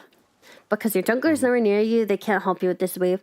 Ashe fucked up by pushing the wave in, and now getting frozen on because they were there to hold it. So right now, you guys cannot walk up. You have to be able to evaluate conditions like that. Yeah, this is really bad. Yeah, instead of walking in circles, you should ping your Ashe to recall and look for a roam mid. That would be my recommendation. In these kinds of situations where bot lane is just not good. And that's why it's so good to open mid from base, because right now you run the risk of running into Teemo if you walk up to mid lane because you saw him bot side. But if you came from base, you're safe to walk mid and look for a play. Yeah, because you're just staring at them while, yeah, like you're getting some XP, which is good, but you're kind of just staring at them while while they're farming. It doesn't accomplish much. Unfortunately, on champs like Leona, you do need to look for proactive plays. So yeah, this goes really well. Yeah. And the reason that play worked out is because your Ashe came back from a reset. So she had enough damage to do that all in. Yeah, this is a good combo. I like this combo. Also, this combo is very strong level 6, so you should always keep it in mind the timers you're strong. So like you said, level 3, good. Level 1, good. Level 6, very good, because your ults have so much synergy and so much chain CC. Okay, so now that Smolder died... Yeah, I don't know if I should have recalled, but as soon as I saw Ashe start to recall, I was like, get a quick reset. This wave is bad. Yeah. You guys either needed to back right away after the kill or push this wave out. I don't think so. I think we should have pushed it. I played top lane for years, and so I'm all about wave control. The problem is, in order to push it out, you have to make sure you're not getting ganked. So, did we see Teemo and Swain recently is an important question to ask. So, this wave is fine right now. So, you guys just double killed them. This wave will end up... Yeah, you should back here. You should back here. It's hard to evaluate waves. It takes a while to learn, but what you can do is count the minions. So the enemy has 1, 2, 3, 4, 5, 6 minions. You have, we'll say 4. So what this will do is this wave will slowly kill your wave because they have a couple more minions. So what you could do is like kill maybe 1 more minion here to make sure that it doesn't hit your tower. But your wave, what you could do is look at your wave, see when it's coming, and be able to evaluate, hey, is this wave going to crash into my tower and are we going to lose it all?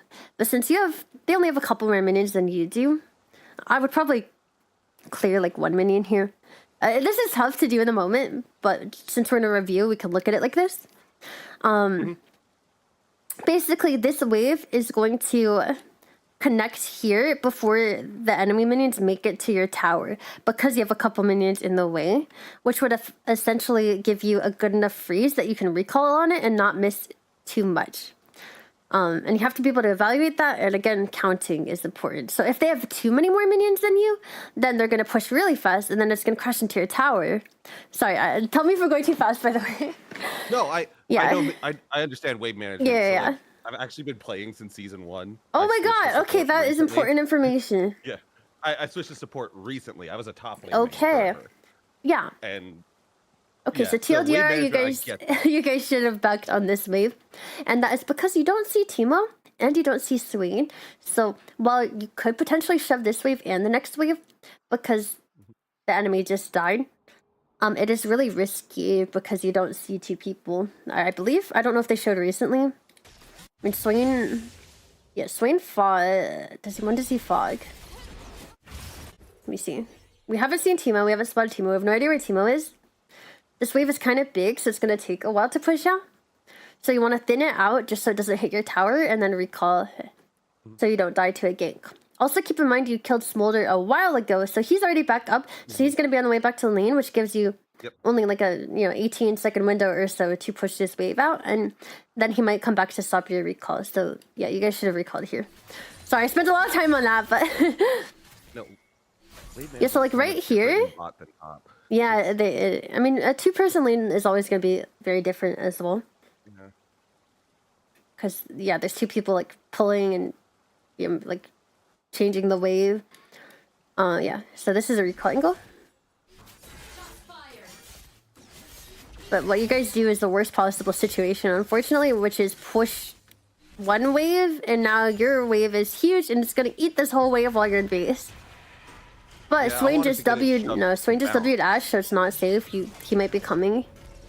And Smolder's on the way back. You did not have time to push that out. Because yeah, that was a greedy back there on my part. I said it out loud. I was like, that was a greedy recall. Well, it is important to keep track of when the enemy's going to be back in lane. Remember, from when they respawn to when they're going to be back in lane, it's around 20 seconds. So Smolder died a while before Rel, which means he was already on his way up. So you have to keep that in mind when you're deciding what to do with waves and when to recall. I think going bot is fine here because they're pushing in and you don't want your Ashe to get dove. But again, you should make sure, I don't know what you're doing in your game, but you should be panning around the map and seeing if there's angles for other plays. I was hitting the F keys to look at the... Yeah, this is a terrible call on my part. I trolled this hard. That's okay. What you want to do is ward together with your AD carry. Here, I'll explain one more thing. So right now, your AD carry's stuck catching a wave at the tower. So will they be there to back you up if something happens here? No.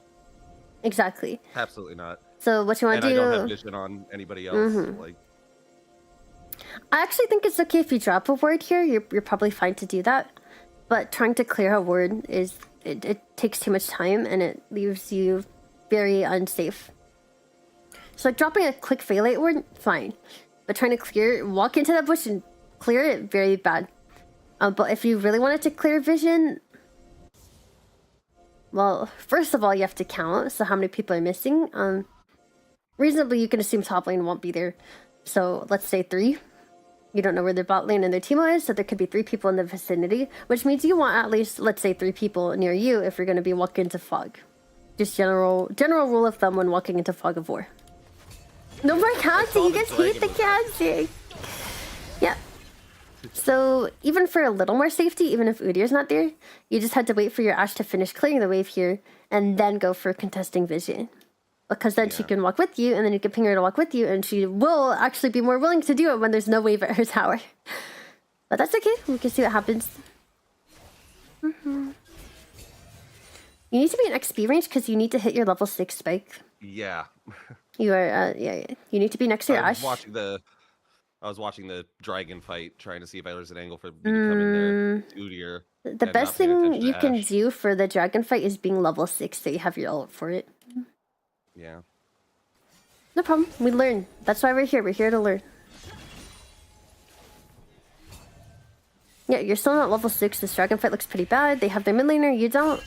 Yeah, back off. Practice play. Was that your caution ping? Good caution ping. Excellent. Good comms. Well, that was Udyr.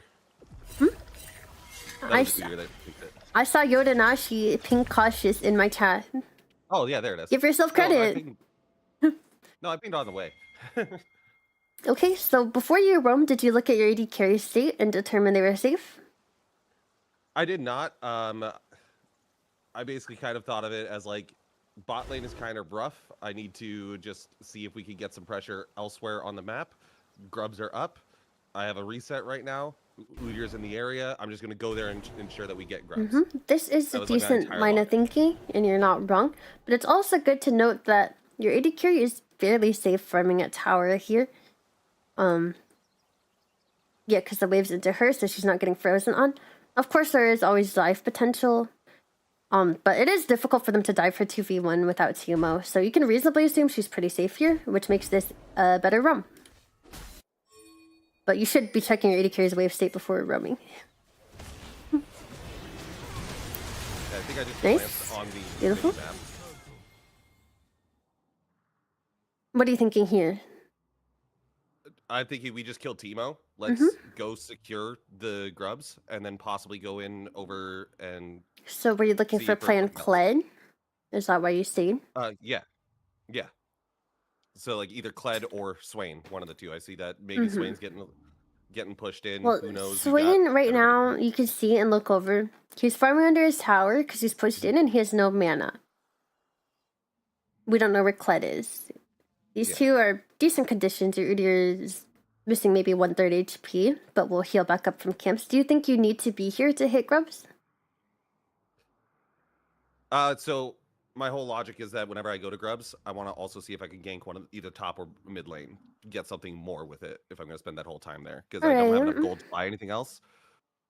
That's what I'm thinking right now. Is like I'll stay here long enough to see, help get the grubs faster, and see if I can also get a gank on either top or mid. Alright, let's see how it plays out.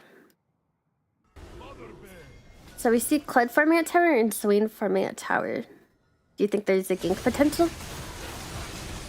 No, at this point, no. No, so but who is under threat right now on our team? Ash.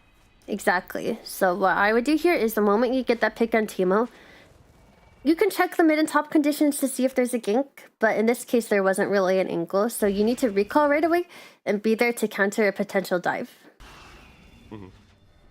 A lot of, and you're not the only one, a lot of supports make the mistake of overstaying at grubs. This is like a very, very common mistake. So make sure you evaluate whether you're needed at grubs. So let's say Swain was actually not pushed into his tower and he was full mana. Then maybe you wanted to stay at grubs because your Lilia was low mana and maybe Swain was going to go contest them. Then maybe it's fine to hover around. So it's all about evaluation, just looking at conditions. Look at your laner's conditions, look at the enemy laner's conditions, and make a snap decision based on that information, which is really difficult. It's easier said than done. I do think you're a little low to be engaging here. Yeah. What went through, I remember that fight specifically. Yeah, What went it's through okay. my head was I saw Ward, saw Rel up, dropping the Ward. I thought maybe if I can land it on his shoulder, kill him. But Yeah, so I it's did just not kind of prepare about for that. conditions again here. I like that you're pulling the trigger and not like just AFKing. It's good to be looking for plays, but when you're looking, what you want to do is not just do it. You want to, while you're looking, you want to think, is this a good engage to take, and think about why.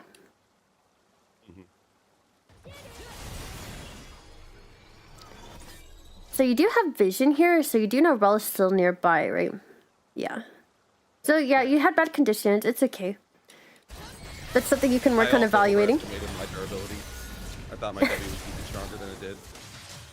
Yeah, that's okay. But it's about learning. So we're not gonna go for a all-in like that. So you can go for all-ins when low, but you need very good conditions for it. Which means your AD carry has to be significantly ahead in items, or maybe all their cooldowns are down or something like that. So it's not always wrong to engage when low, but here, there are other conditions other than your low HP that we can look at. So if you press tab, Smolder actually has a completed item right now, and your Ashe does not. Yeah. So that's another red flag. Hey, maybe we shouldn't go in here. So just look at stuff like that before you fight will help you take a lot better fights and win a lot more games. So I want you to get in the habit of every time you're looking for an engage, I want you to press tab and decide, hey, should we engage? So look at your HP bars, look at your mana bars, look at what summoner spells you have up, and look at the enemy's items. And levels, and levels. Levels are more important earlier in the game, but they matter too. And use all that information to decide, does it look like we win this if I go in? Sound good? Yeah, absolutely. Yeah, so you lose this. Not a big deal. Smolder gets a double kill, which means it's going to be harder to fight now because we're going to fall farther behind in items. Right now, your Ashe is still dead. I do think walking bot is fine because they're overstaying here, so maybe your jungler or your mid laner could do something. Yeah, I was gonna say Lilia pings it. Yeah. Unfortunately, it looks like they do get the recall off. But it's a nice try.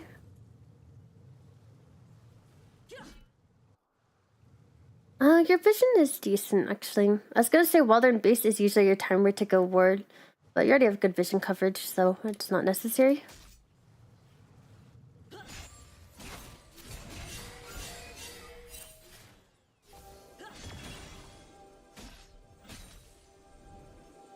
Okay.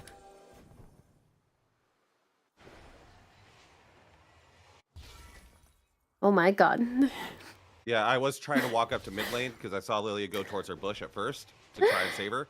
Then she turned around and went the other direction, so I was like, well, now I'm just here by Dragon Pit with nothing to do. Shit. Well, here's the thing. It does look like this game might chase Lilia, so you could be there to potentially trap him under tower. Maybe not, though. Silvers are really scared of towers. Yeah. So instead, I just start setting up vision for the dragon that's spawning in just over a minute. Okay.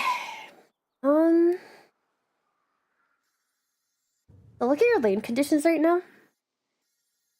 As much as I think deep wards are good, this is not your timer to get a deep ward.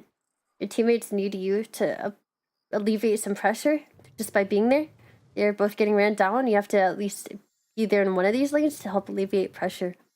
Even if your presence just makes them back off and allows them to see us, it's important you're there. Because with these two lanes in the condition they are right now, a dragon spawning in... Let's see, dragon spawning in 49 seconds. This is not going to be your dragon anyway. Even if you ward behind the pit, it's not going to do anything. Because right now, your mid and your bot are losing really hard. Which means you're not going to get this dragon. So the most important thing when it comes to being able to get objectives is your laners being ahead and having prio. And right now, neither of your lanes do. So more important than the vision right now is getting your lanes back in a good position. Yeah, this is kind of advanced, but yeah, let me know if that makes sense. No, it absolutely does. Okay. I get that. Yeah, so while you're deporting, your Ashe unfortunately died. You're not going to get that dragon. Sitting here is not going to accomplish anything. You should help mid lane or top lane. Your Ashe is dead for 13 seconds anyway. You're not going to do anything here except maybe get a little XP while your tower dies. It's worth looking for an advantage elsewhere because you already lost bot lane. So yeah, we have a lot of downtime here. We're not doing anything. It's not good. Getting this XP isn't terrible by any means, but you're probably more useful at playing around your team.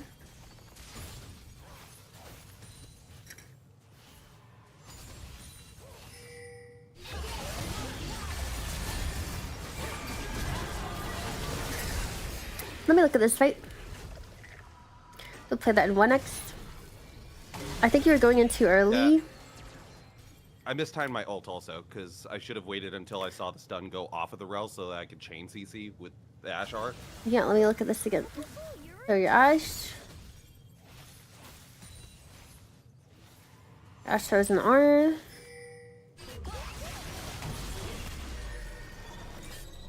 Your Ashe is not in range to hit here when you're Eing in.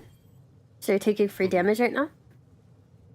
What you want to do is you need to layer your CC to make it last the longest, because right now you're just stacking the CC at the same time as the Ashe ult, which is giving you less overall CC time, I believe. Yep. I'd have to look more carefully, but...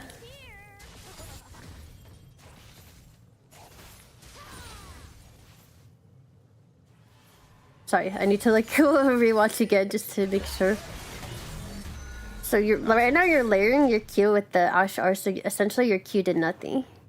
What you need to do is wait for the Ashe ult to connect, and then you need to layer it in a way that when the Ashe ult's about to run out, your R goes off on her, and then you EQ in. And it's important you do this in this order,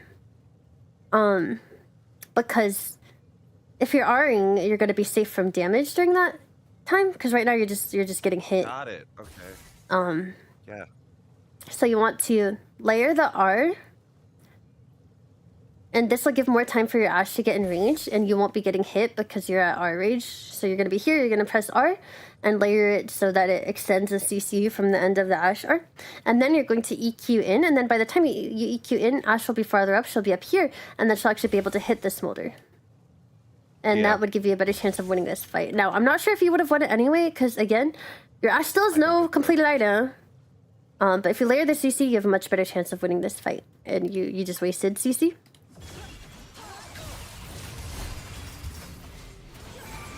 See how Ashe didn't make it into range to hit him and the CC wore off? Yep. Yeah.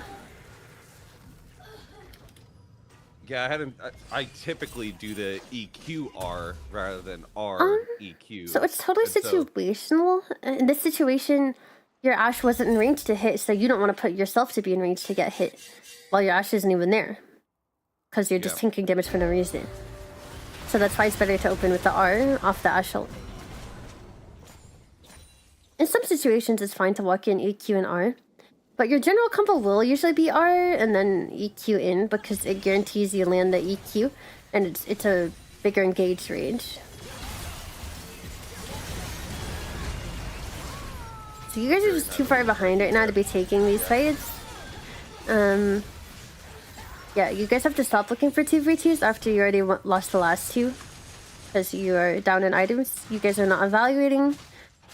You're down, yeah. Yeah, this is about Ashe is weaker. Ashe is weaker than the Smolder, so you don't want to take those fights. You're down in levels, you're down in items, so you're not going to win the 2v2. That's okay, you're looking for plays elsewhere, it's good.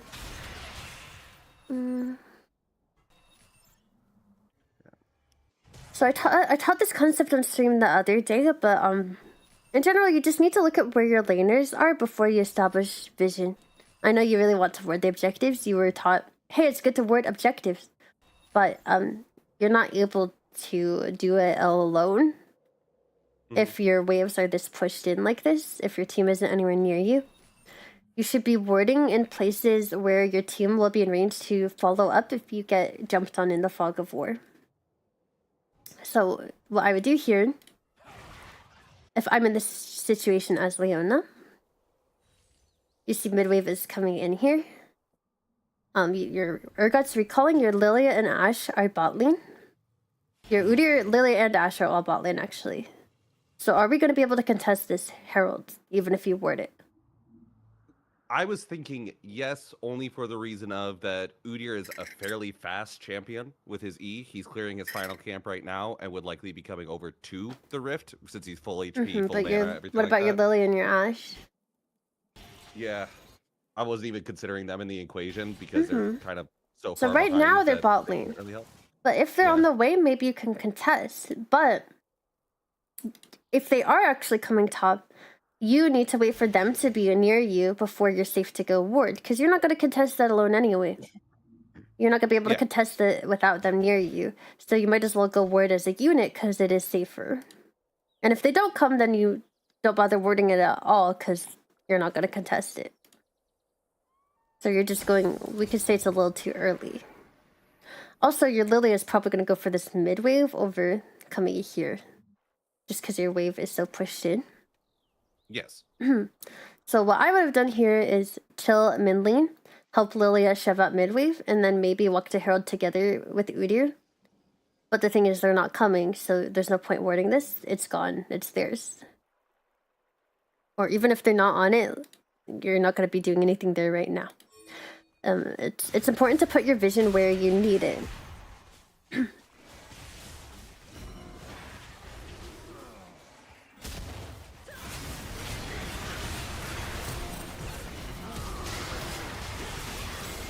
Right, you guys ended up being able to contest. Yep. But you wouldn't have taken any chunk damage if you were with your team. Luckily, you're Leona and you're tanky enough to get away with things like that. But as a general concept, yeah, make sure you're warding with your team.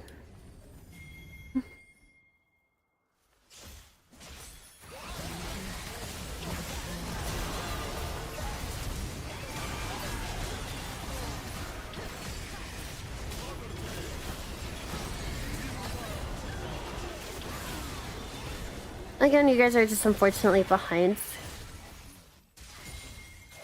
In that situation, you have to either back up or try to get on Smolder at all costs, because Smolder is the real threat. But it was Yeah, a tough that's what I was fight. trying You to guys are do. behind, yeah. My first E, I missed it because I threw it over the wall. I expected Smolder to E over the wall towards Gromp. And so I was trying to predict that. I completely missed my first E, and I was like, oh god, I'm not on Smolder.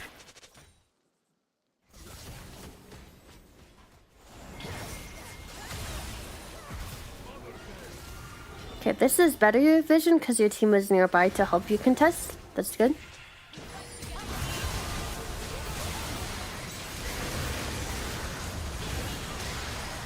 And then I realized Smolder was already fully stacked up. Yeah, you Very guys are bad. just far behind.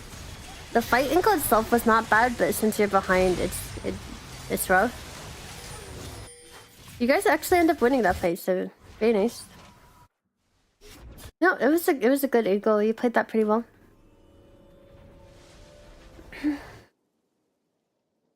So at this point in the game, when team fights start, I want you to think about how you want to play team fights. So think to yourself, is there someone on my team that is really strong that I need to peel for? Or is there a priority target on the enemy team that I just need to lock down no matter what? And sometimes it's hard to know which one to do, but often you'll end up being able to do both. So if you see your Urgot near the Smolder, perfect. You want to lock down that Smolder for Urgot. So make sure you are thinking about that going into team fights. What do I need to do? So yeah, playing with Urgot, very good call. Your Udyr is also pretty strong. And it's probably not worth your resources to peel the Ashe based on the items. Yeah, I'm pretty sure around this point I said I'm never going to be around Ashe again. Yeah. I'm just going to be elsewhere. Just identifying like 2 objectives in a team fight. Like, okay, play around Urgot. Okay, try to lock down Smolder. If you just keep those in your mind, it'll make your team fight go a lot smoother. That is exactly what I was thinking. Great. So like right here, I was like, okay, Rift Herald, get Prio mid because there's a Drake fight coming up. Okay, Drake you is, are like, pretty rough split off from your atmosphere. team a bit. Yeah, if you should try to watching regroup for with them. Smolder right now. And I wanted to keep Smolder out of the fight, so I went in straight on him. And I'm thinking, okay, maybe they'll come now that I'm blocking him. But This is a tough call.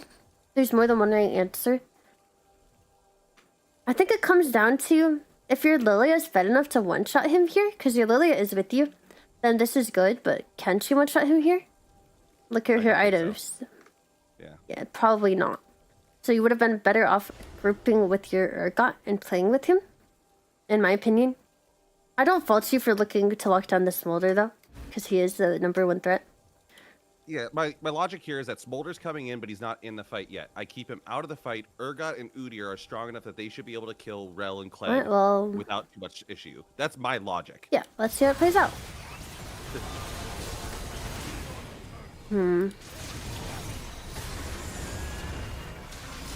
So they did win the other side, but they only got Rel.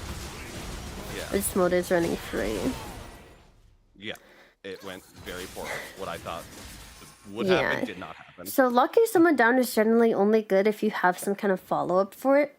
Just stalling someone out of a fight usually isn't enough for this stage of the game.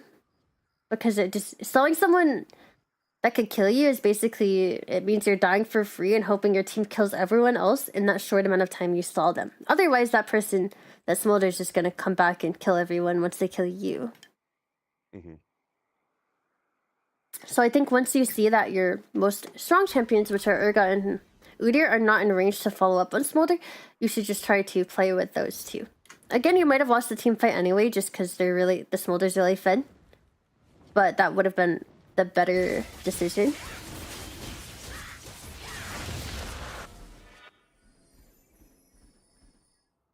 But yeah, lockdown it's not very useful unless someone can hit the person you're locking down. And you did have Lilia, but yeah, she was tab press shows she only has a Rift Maker. She was not killing that guy.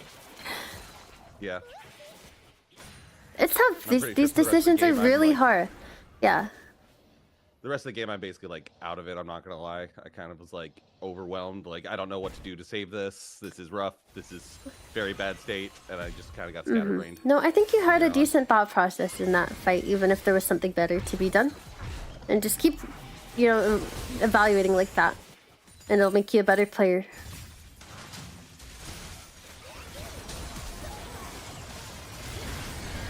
So I don't think you're really thinking about why you're engaging there. Yeah, You no, said like you're I checked said, out, yeah. It's like I'm just trying to find something. Like who knows? Maybe a Hail Yeah. Mary on Smolder here will work out. Like Yeah, what matters from this point, what you do from this point isn't that important because the game was kind of lost off taking too many lost 2v2 spot lane. So I think your biggest thing you need to work on is fight evaluation. So before you go in, think, should I go in? And use those factors I talked about. So do you remember what they were? What you should look at before taking a fight? look, levels Mhm. and items and wave state. Those are like the big three. And then also like where other people are on the Yeah, map. and your HP bars. Yeah. Very important Well, one. yeah, that of course. Yeah. Yeah. And I've summoner developed spells. a very bad habit. Yeah, summoner I've spells I developed a think very bad habit. a lot of people don't think about, but if your Ashe has no sums, and if you know the enemy has sums, or if you know the enemy burned their summoners and you still have all your sums, that could be a good fight too. So let's say you burn Smolder Flash Barrier in a 2v2, and then you come back to lane and they're still down, and your Ashe still has sums, that's a good fight too. So yeah, keep all those things in mind when you evaluate a fight. I should think about, should I go in before I go in? It sounds simple, but it's not. A lot of people just like to fight. I've developed a bad habit on Leona also because there's been many times where I've just walked down. Well, the an problem with 80 Leona is she's a someone. stat check champ, so like you've gotten away Exactly. with a lot of random BS, to put it lightly. I have walked down Jins and Lucians. Like, Yeah, it's nothing Leona's for levels. kinda- Like, Disgusting. Which is good though, which means but that's good to know, because if you're in a decently even state, you know that it's probably a good fight because you're gonna stat check them. yeah. Do you have any questions about the game? No. Anything you want me to you've look at given in me some good things particular? to thought- You've given me good things to think about. The things Okay, that I was, great. Like, most concerned about, or like what you pointed out also. Yeah, I also think you could do with looking for more roam timers. I think you're defaulting to bot lane a lot, like just coming out of base. And I think if your Ashe is in a safe wave state, I know the roam to grubs was good, I like that. But you could do that even when there's no grubs coming up. If your Ashe is in base, or she's dead, or she's safely farming like around here, you could just walk mid, even if it accomplishes nothing. Just your presence there, one, it'll piss the enemy mid laner off. They'll be like, wow, enemy support gank, and they'll get tilted, so you'll have the mental advantage. But you can place a ward for your mid laner, ward over here, ward a bush for them, or get like a bush on Raptors if you can spot the enemy jungler somewhere else and you know you're safe to do so. And it'll just provide pressure for your laners or for your jungler. Just opening mid. So consider opening mid more often, as long as your AD carry's wave state is not in a horrible position. So every time you reset, I want you to do basically two things. One, look at your AD carry's wave state. Can my AD carry farm safely? This one doesn't matter if your AD carry's dead though. If they're dead, then whatever, roam. And then two, if the AD carry's wave state is playable, then look at your mid and jungle. Can I make something happen somewhere? Maybe your mid laner's getting shoved in and you can poke at the enemy or look for an engage on them. Or maybe your jungler's looking to invade and you can be there to be a body to back them up in case something happens.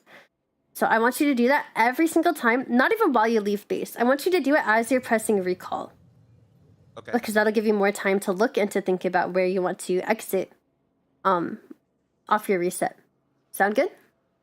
Absolutely. Yeah, I need to roam more. I do know that. On Senna, I roam a ton. Yeah, I just don't especially know what because it is Leona about is a Leona. great roaming champ. Amazing. I don't know what it is about Leona, but I just constantly get magnetized to bot lane. But Senna, I'm all over the map. People will even go into all chat and be like, "Why are you everywhere?" Mm-hmm. So yeah, I want you to adopt that mindset for Leona too. Okay. Great. Just for Leona, you might have to get more creative angles than Senna. Mhm. Because your range is lower. So like when you open mid, you might want to sneak into the bush over here, sweep it, run in. But even just showing up mid, that helps. Like, what if your mid laner was getting all in and you just show up? Guess what? You just save your mid laner. Right? Okay. Great. Anything else you want to cover No, thank before you we very end? much. Yeah, of course. Thank you Thank very you for supporting the Partner Plus push. I appreciate it. Of course. Have a good rest of your night. You too. Thank you. You should think about, should I go, wait, hold on. Support champions are like multipliers. Find outlier too that have something to multiply. That's true. Hi chat, what's going on? How are we feeling, guys? Did we learn something today? You're learning more from these VOD reviews than I ever did in Sunday school. Oh my god. Do you recommend Swifties for Leona, or do you tend to build CDR defensive boots? It's situational. If they have like 4 or more of the same damage type, you should build boots against that damage type. It's like 4 auto attackers or 4 AP chimps. You should probably go you should go defensive. But if not, I think Swifties for running around fast. CDR boots are probably fine. Yeah, but since Leona's such a stat checker, defensive boots are pretty good on her. I'm just a personal advocate for Swifties just because it really just allows you to make plays you couldn't really otherwise, unless you get around the map really fast. But it requires being efficient. Because if you're not going to do anything with that movement speed, then like whatever. Just go tank boots. But if you're going to run around the map and look for angles, then Swifties can help you a lot. You've learned to talk to yourself to stay aware of the map? Perfect, great.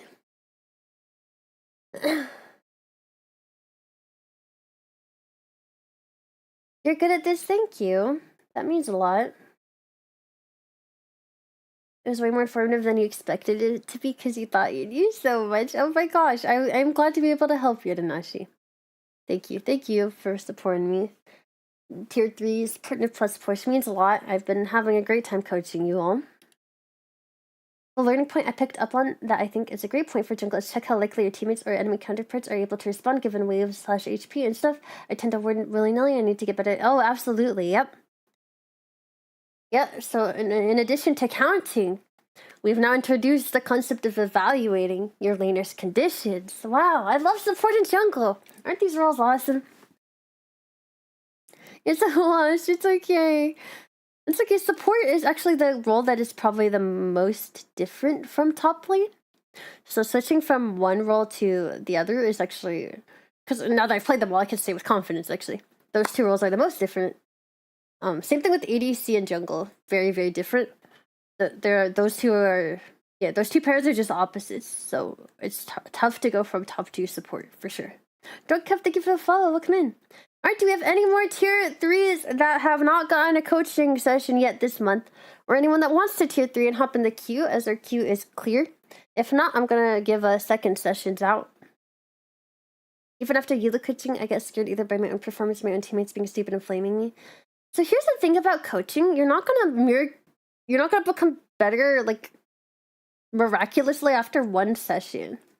It would take like multiple sessions and going like in depth into your gameplay. So you might improve some from one session, but like if you really, really want to get into it and improve, you're gonna need multiple sessions. It's not a cure. Yeah. It'll help you maybe brush up on some of your concepts for one session, but I'm going to be opening up like private off-stream coaching with Sasuke Academy soon. If anyone really wants to get to their gameplay, I'll just let you guys know when that's opened up. Right now the price is set to something ridiculous because it's actually not technically open yet. So I have it as a deterrent. Don't buy it right now. But once I actually adjust and make it the actual price, which is going to be higher than on stream because I'm not going to be making content out of it, so I have to charge more for my time. I will say that it is going to be more expensive, significantly compared to a tier 3. Yeah, but we will I will really get into like the the details and the personalized coaching, like because right now I'm trying to explain concepts to chat, so I'm kind of going a little more general. But if we really want to get into it, I will be doing that for private coaching, and I'll let you guys know when it's opened up. I'll announce it on all my socials. You're $5 right now. Oh my god! But we can start working on your fundamentals, working on your mindset, and really helping your Okay, right now it's at 300 for 2 hours, which is ridiculous. I'm not gonna charge 300 for 2 hours. But it will have to be pretty high per hour, sadly, because I just don't have that much time. I'm a busy content creator, girl. Yeah, I will coach all roles, technically. But I'm listed as a support coach right now, but if you want to book a coaching session with me and just say whatever other role, that's fine.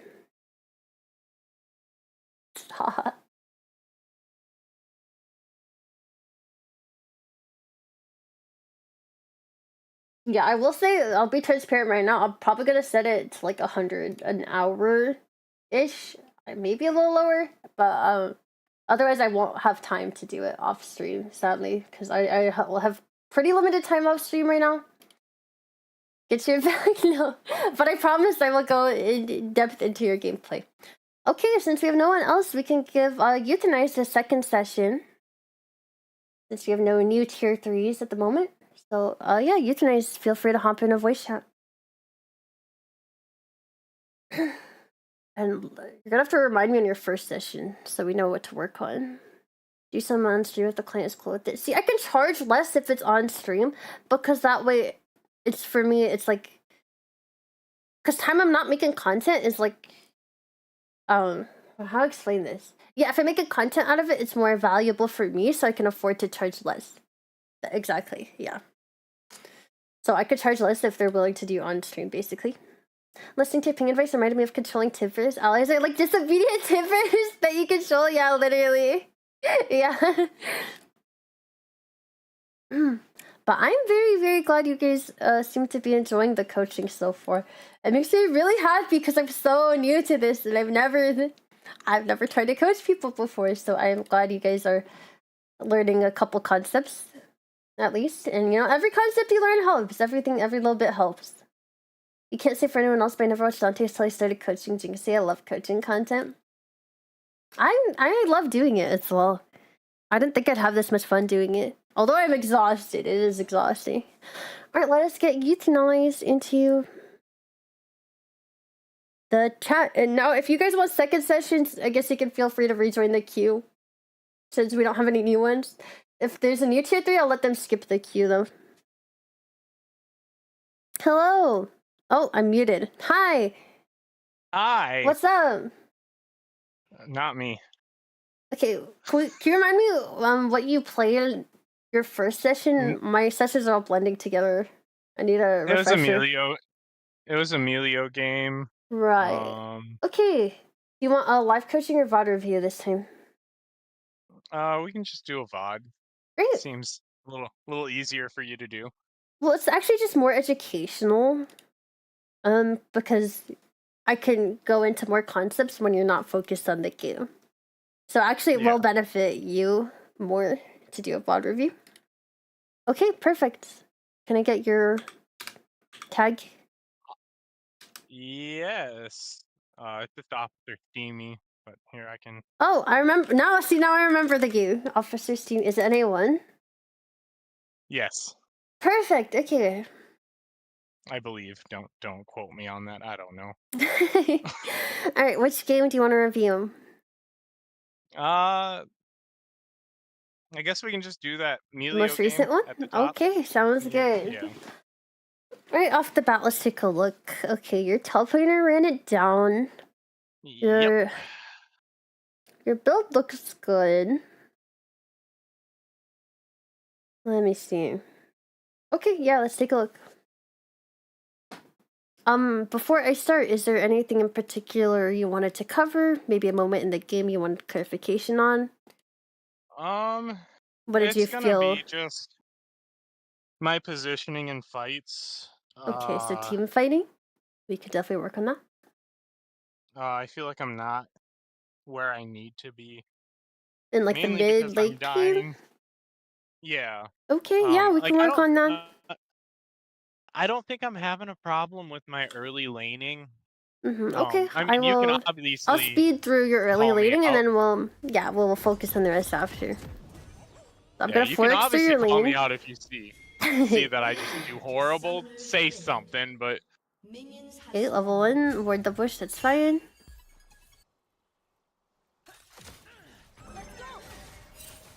Okay, you... Oh my god. Okay, what is going on here? I'm going to 1x this. What is happening? Hold on. Hold on. Hold on a moment. Okay, so you're shielding yourself. You need to get the auto off while you're... You need to be trading while you're... Oh my god. I was playing on my phone. What? And then I realized I was playing on my phone. Oh my and god. Then I realized that we were separated. Okay. So that was my bad. So I think you were a little far in front of the wave. So level 1 especially, you just don't want to be trading in front of the wave because you're going to take a lot of minion damage, and that matters the most at level 1 because it hurts the most at level 1. So you just have to play near where your wave is, basically. So yeah, here's fine. Okay.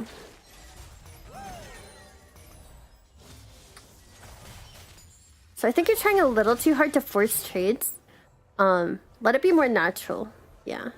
I do like that you're shielding yourself and looking for trades, but you don't want to be walking in front of your wave to do it, because even if you end up getting the auto off, it'll be a losing trade because the enemy wave will start hitting you. Okay, I think we do need to talk about lane a bit. Okay, so look where your Caitlyn is right now. Wait, yep. I'm lagging? Wait, am I lagging right now? Oh shit, what's going on? Hello, are we good? There's a slideshow? What the heck? Okay, one sec.